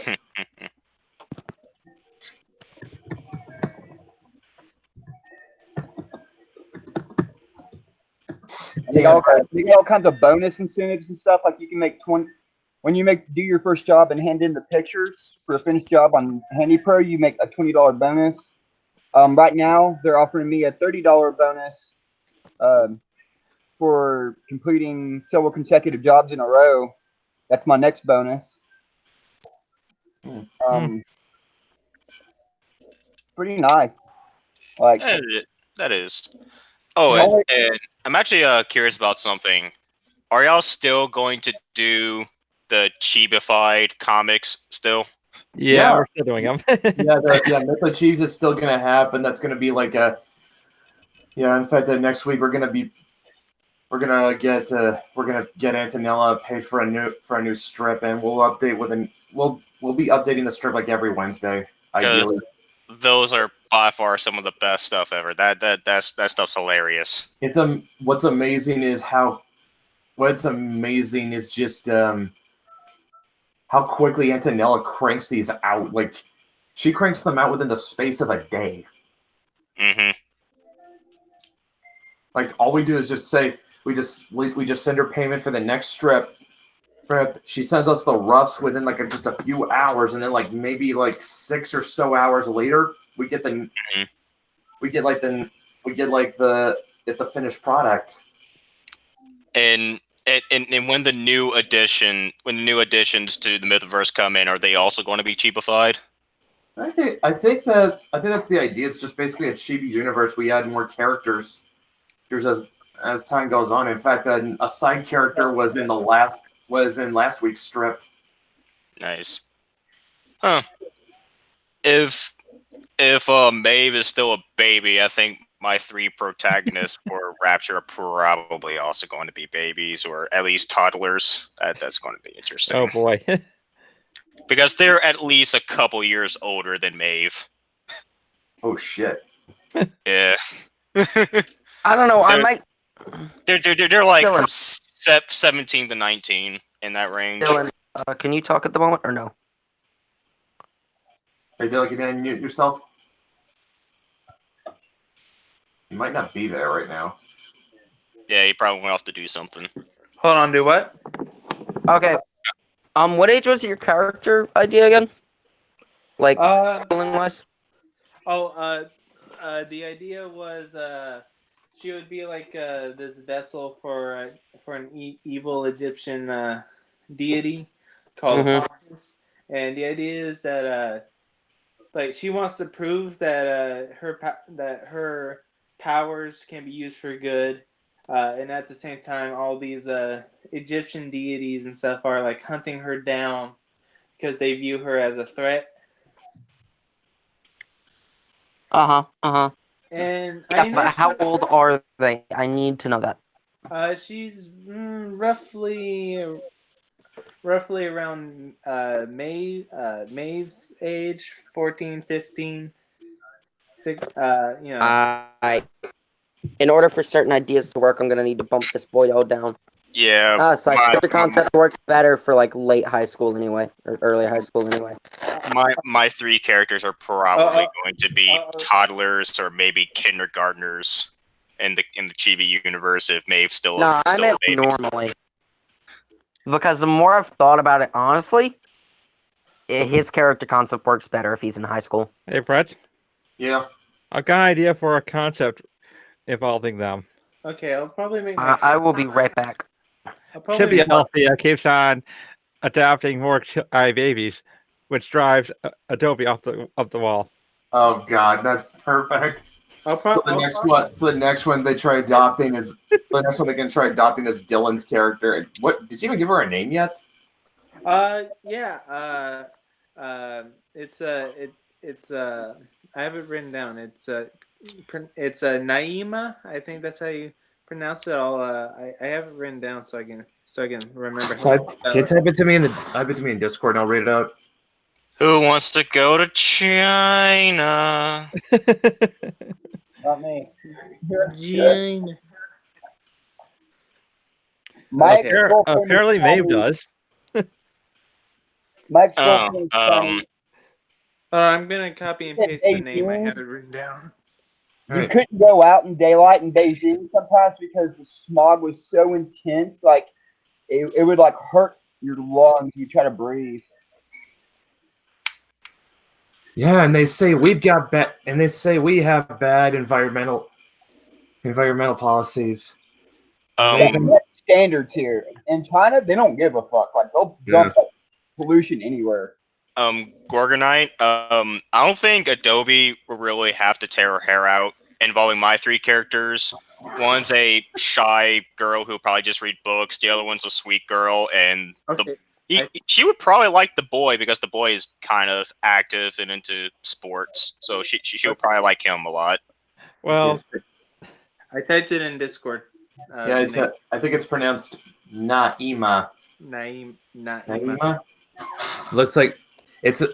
I'm gonna. It's Egyptian. It's Egyptian for a kind, caring woman. And Naima. Yeah, it would be Naima. Naima, yeah. Yeah. Okay. So then the next child that Althea adopts is Naima. You know, Duskwell,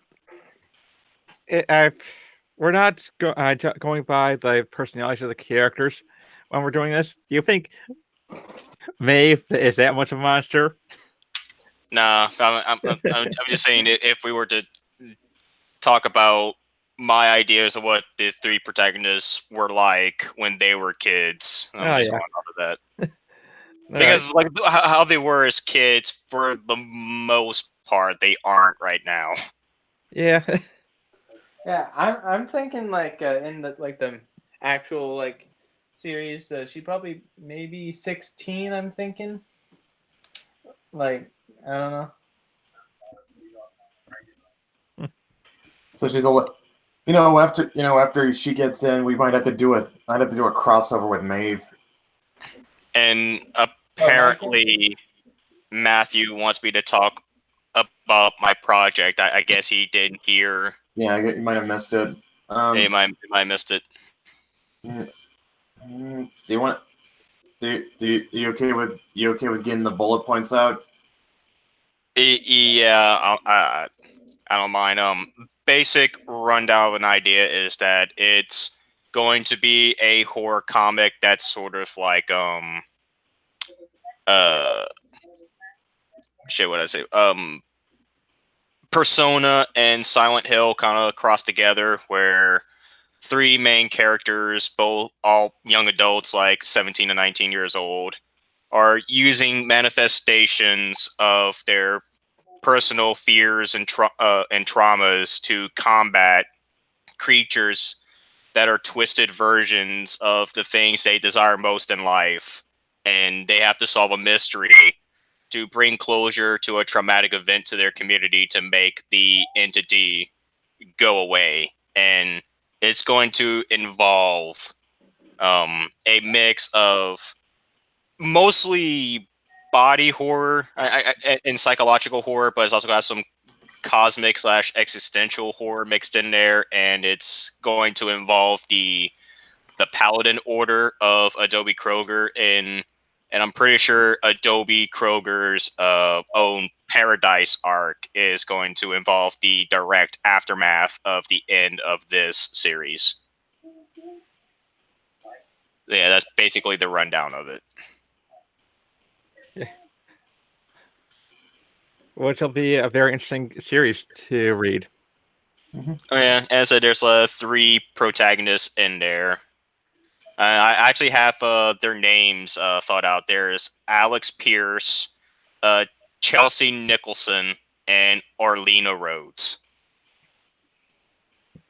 So 2 chicks and a guy. Yep. Yeah.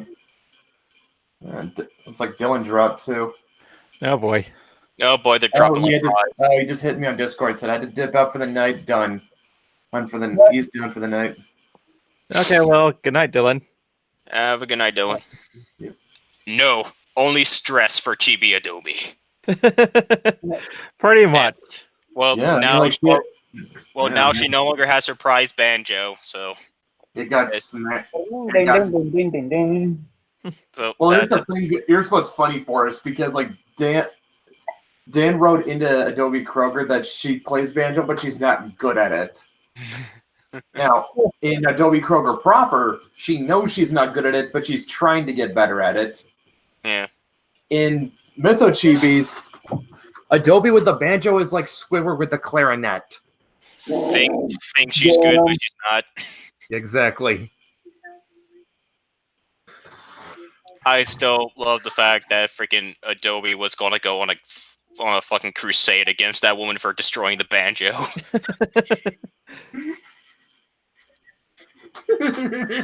Oh, I will bathe Jerusalem in your blood, anti-banjo heathen. yeah, there's a whole Wile E. Coyote thing that's gonna spawn from that. That's what. There needs to be at least like one scene where she's wearing a Crusader helmet. Instead of like a safety helmet or a football helmet, she wears a Crusader helmet. That'd be great. Let her slay a werepug. Please, for the love of God. A pug must die in your comic. A werepug? Maybe. Slay a werepug, I might do that. Although Dylan might hate me for that. He loves his pug.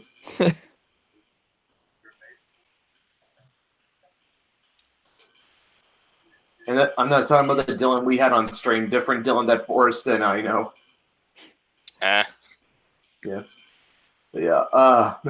We will retake the banjo to Volt. We will retake the banjo. That was funny. That was just okay. Please tell me you spotted where the joke where the banjo getting smashed. You know where that joke is from, right?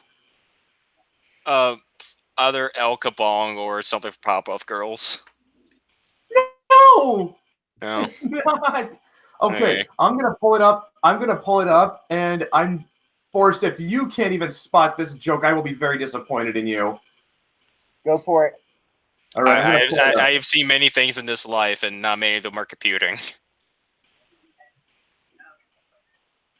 Oh no. All right, let's see. Latest post. Latest comic. It should be. Yes, there we are.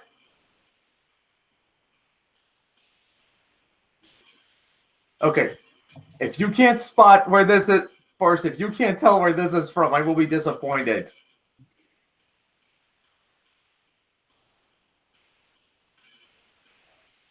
Not sorry. It is from one of the most classic comedies of all time. Everyone has seen that joke. Okay, here's the one hint. You get one hint. John Belushi. John Belushi. Yeah. I don't care about actors' names, so that's not helping me any. Barf. No, wait, it's John Kennedy. I have to like hover my cursor over your doodad. There we go. You have incurred the wrath of a holy paladin. No. Just this one part right here. Just this part right here. Come on. Instrument smashed. Come on, no one. Actually, I do remember it, but I can't quite put my finger on it. I've seen a lot of movies in my day, Brett. Animal House? Yes! It's Animal House! Matthew guessed it. Animal House. The one where, remember, it was when they have the toga party, and then there's that one guy with the guitar, and he's just playing this really bad song, and then John Belushi just yanks the guitar out of his hands, and then smashes it against the wall, destroys it, and then he just says, sorry. And it did not occur to me until very recently that when he said sorry, he wasn't saying sorry to the guy. He was saying sorry to the girls who had to listen to his song. I do remember. You said toga party. It triggered a memory. I do remember that. I think I saw Animal House, but I can't be quite sure. It's been a while. Hello. Hey, what's up? Welcome back. Hey, where'd other guy go? Dylan, he had to go. He had to knock off for the night. Okay. Yeah. Yeah. I might have to do that soon enough too, considering I have to be up for work in like 4 hours. So. All right. Yeah, that'd be a good idea. Y'all should probably go to sleep then, man. Sleep is for pussies. We can always. I guess if you get some coffee in you, then you don't really need sleep. I prefer Dr. Pepper, but yeah. Heathen. I'm not a heathen. Real heathens are the people who like that new dark berry flavor. Those are the real heathens. I just drank Monster or Red Bull. Now that's heathen. No, that's boomer. Well, more like Monster, because that's the only one that really gives me. Nothing else gives me energy. Only Monster does. I don't even need to drink anything. I just need to be walking around for an hour and a half. Coffee doesn't give me energy. Red Bull doesn't give me energy. It's coffee. Monster. I'm like, gunk. I have to have venom in it to drink. Where would you even set that? I did not. Yes. Oh my god. Where is most of the Mythosverse set? Say what? Seemingly, it seems in the United States, but from what I'm understanding, it can be literally anywhere. Yep. Mm-hmm. It just seems a lot of the stories seem to be in the United States, because I just think that's what everyone here is most familiar with. Yeah, I might. I don't know. I still want the Dark Elf Yakuza. If I do the Steve Irwin mythic idea, I would like that to be all over the world, because that would be what would be best for to explore the mythologies and folklore of a bunch of different places. Question. Yeah, Brez? Governments of people that are not human, what's that like? Well, the Fae have like a kind of feudal system. Don't they have like a court? They have it's more, I would call it more feudalism. Like there's a bunch of clans, and there's also a high king and queen. Mm-hmm. Okay. Matt, how are the spirits organized? Basically, more of something of a loosely constitutional monarchy. As for the human governments, every government in the world answers directly or indirectly to the paladins, whether they know it or not. Which are? The order that Adobe Kroger is a part of, which is sort of like a secret, holy Illuminati type stuff. Yeah. Okay. Yeah. A lot of backdoor shadow council shenanigans. Yep. Like I said, the paladins, they run the world, whether people and every government answers to them, whether they know it or not. It's like Assassin's Creed if the Templars finally won. Okay. My question is, are they secretly lizard people or not? No, they're No. not. No, Please. they're not. They're Please. more like the Inquisition. Dang it, but I want my lizard people. Well, Oh, you can't have them. Dang it. Get isn't used to disappointment. the first kind of supernatural creature May found like a lizard person? That was a Fomorian. Oh, okay. Yep. Because I guess I think it looked a bit like a lizard. Yep. All right. But it's been a while since Brett. I've seen that page, so I could have had that wrong. It was a well. In the script I told Victor to draw something that looked like a dragon born out of D&D, Mm-hmm. and I guess he just went looking. Which, okay, this was something I was worried about we'd get in trouble for, and I later found out that what is actually the beautiful thing with D&D monsters, the designs are open source, just not the names. Let me put it this way. You could make a monster that looked like a beholder, you just could not call it a beholder. Just have to call it something else. Yeah, Dragon's Dogma did that. Mm-hmm. Yeah, the designs That's are why all the open source. beholster can be a thing. Yeah, Except that's also a parody, so that also falls under free speech. Yeah, fair use and all that, because parody and transformative property. Yep. Hmm. But yeah, that was. Gorgonite says coming soon. Mythoverse Steve Irwin battles Kappas to protect his asshole. Yeah. Okay. You're not wrong. Brett. Yes. Didn't you have a Google Doc that showed how you wrote things for comics? I thought you did. I did.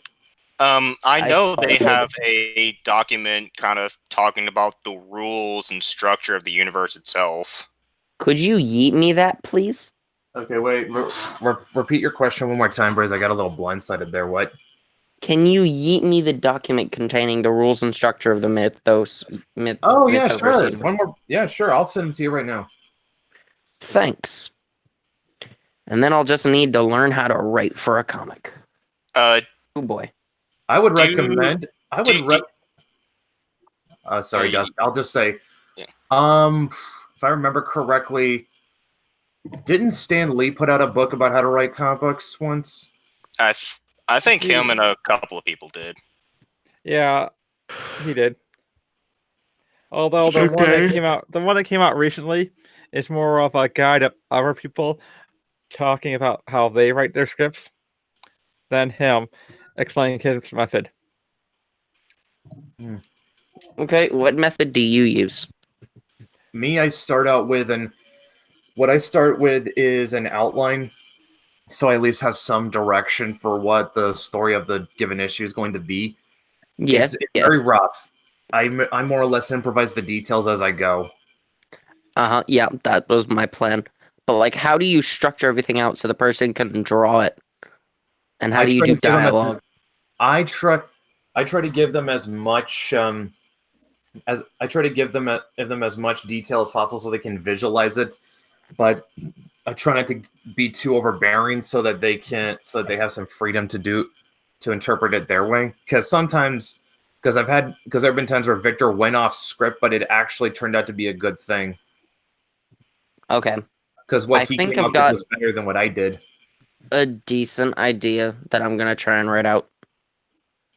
But I've got to figure out if Dylan wants to merge our ideas into one thing first. Because if so, that could be Neato Burrito. But if not, that's okay. That does sound cool. Because, the ideas fit together decently well, I think. They do sound like they do. Is it, would y'all want me to write up an edition on how Paradise works for the Mythoverse rules and structure document? I don't think you would need to. Maybe if people, you did say the possibility of other crossing over into Paradise. What this could be done. So yeah, having an addendum would be helpful.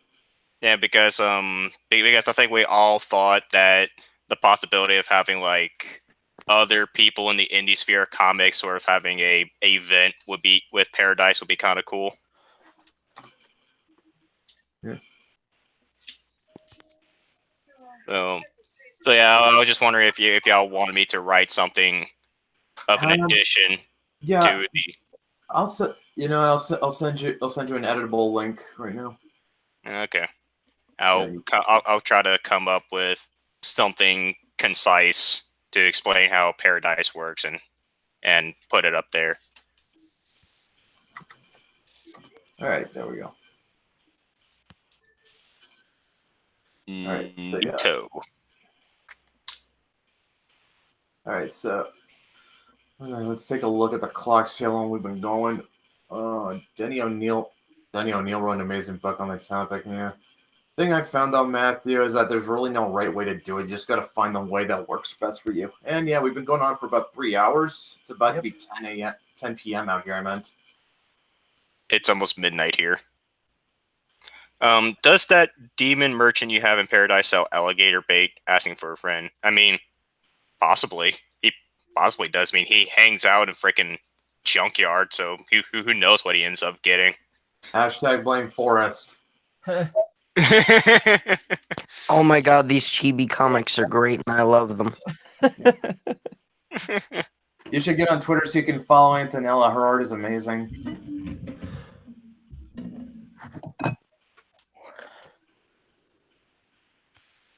All right, so yeah, I think does everyone feel good about more or less calling it a night here?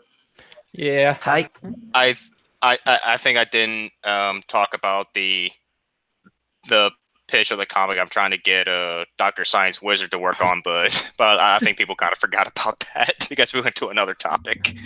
Oh. Well, you can talk. You can tell us now. Because I was curious if what y'all think of something like that being kind of meshed with Mythoverse, or did we have fun to speculate something like that for Mythoverse? What exactly was the premise for this one, though? Okay, it's a thing called Crypt Guard. Now, the original of it is that it takes place in a a fictional fantasy world, right? Where you got elves, dwarves, all that good stuff, right? Yeah. And what it is that the universe itself, I mean, the world itself, has a very, very weak barrier between the realms of the living and the realms of the dead. It takes little to no effort at all for the dead to come into the world of the living, right?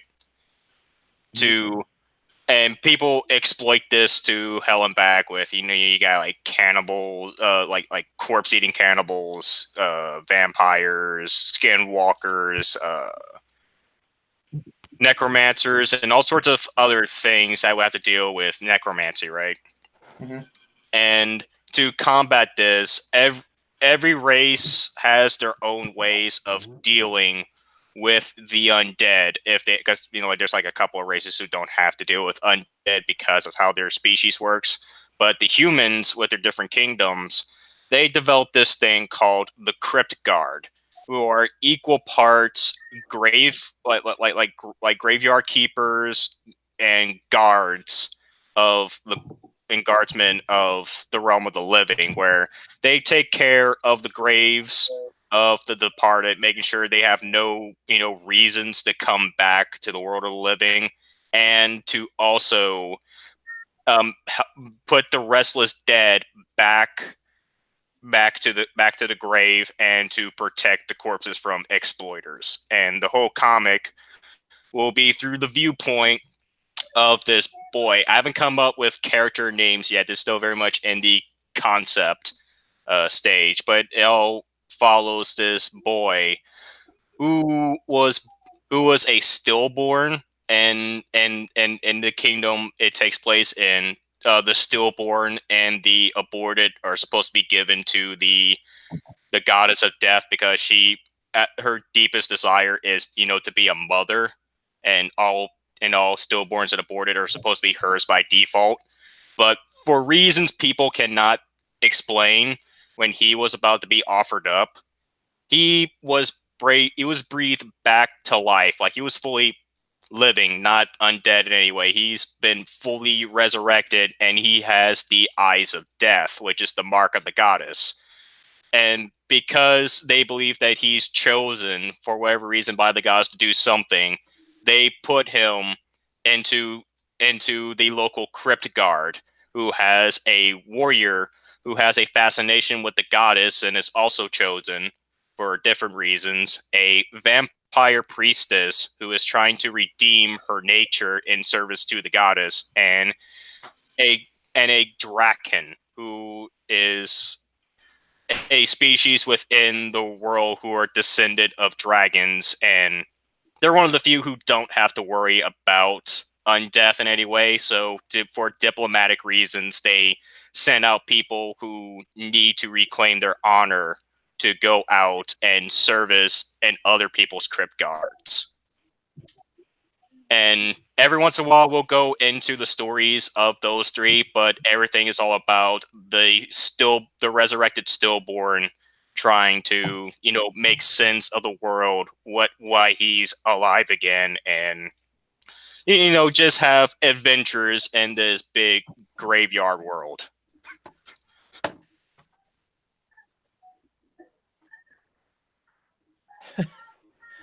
Oh, that'd be interesting. Oh yeah. Is Brett gone again? Yeah, it sounds like Brett's gone again. Yep. What do you mean I'm gone again? What do you mean I'm gone again? Well, I thought, Brett, you there? Right, you What do there? you mean I'm And gone? your hair drive went out again. I'm right here. I said, Brett, I went, Brett, to see what you thought, and hear what you thought, and you didn't respond. I'm right here, okay? Okay. Mhm. And I think Dusk's idea sounds really cool. I mean, like, probably would have to. I mean, to make it fit in the mythoverse, you might have to connect it to like an actual goddess, a death goddess, like maybe the Morrigan or something. But yeah, it could work. Oh yeah, Yeah. I definitely know there would be a lot of change. Like instead of just a say generic fantasy world, it would need to be in real life, and it would definitely need to use actual mythological accurate death gods to work Yeah. out. So yeah, like maybe something like the Morrigan or Hela or fuck, what's her name? Izanagi. Izanagi. Izanagi. Izanagi. No, Izanami. Is it Izanami or Izanagi? Izanami. Izanami. Like, So, yeah. I'd still rather it be its own thing outside the Mythoverse, but I was actually kind of curious like how easy it would be to try to adapt. That's if you were gonna attach to the Mythoverse, you'd have to like go with like an actual mythological goddess of death. But if you feel like it's better being its own thing, that's fine. It's your book, dude. Yeet. And it's definitely one thing I really like to work on, but as I said, it takes a lot to get Dr. Science Wizard to feel confident enough to get to work on something. Who is Dr. Science Wizard? He's an artist on Twitter. Oh, okay. Yeah, he's also a pretty cool guy. He due to a lot of I guess due to his mental health issues, he just has a lot of self-confidence issues in his works. And he just he needs to get some not only constructive criticism and urging to do other work. He also needs a lot of I say a lot of pick-me-ups and confidence to get him to want to dedicate to a project. I feel that. Yeah, and it's actually one of the reasons why I came up with this project, because I felt like to really help him out, he needs to get onto a project. I'm like, here, look, I got this idea. Let's work on it together. And That's very nice of him. Oh yeah, and he likes it, but it's just again, you just need to talk to him a lot to work him up to it. Yep. I know that song. All right. But I just need the doc, and then I can try and start writing things once I get into contact with Alright. Dylan. Then, actually, could you send me that image you had of the other character? What other Because character? I don't remember the one he made, so I can get a sense of his art style. Please. You know what? I'll just send you his Instagram. That would be fantastic, actually. I don't have an Instagram anymore, sadly. And one thing for sure, since it's midnight, later today, I need to contact my artist to see if he finally got into a swing of things, because he just recently started to work and trying to get adjusted to that, and so I need to see if he finally got adjusted to it and did some artworks for Rapture to see if we can get the ball rolling there. All right. Well, I guess that's it for tonight. All right then. Yeah. I think we'll call it a night. And was great rap party and had fun and and more than anything, I'm glad that we got funded. Oh, definitely. It's been great. Oh, Thanks for dude, having seeing the thing becoming fully funded has gotten me like extra motivated to work on my projects. I've been working for hours today after a bit of a short nap. You know what's one more thing to make you even more motivated? But Most projects don't make it on their first attempt. no, they do not. And seeing how and it was a bit of a crawl towards the end, but we managed. Yeah, y'all managed to make it happen. Hey, Forrest, if you got something to say it out loud, man. Oh, I was gonna say thanks for letting me sit in on the party. It was fun. Thanks. Oh yeah. Thanks for coming. Yeah, same for me. Yeah, I was actually surprised y'all gave me an invite to the call. Why not? Same here. Why not? I mean, like Matt and I are starting to find it. Yeah, Matt and I are starting to find out that these streams are a lot more fun when we involve the community. I think it's like only my second time being a part of this live stream. The first time was when y'all first accepted my idea into Mythilverse. Yeah. It was like immediately after the interview. Yeah. All right. All right. So So good night, all, and Mythilverse arrives in September, guys. Mark your calendars. Oh, I can't wait.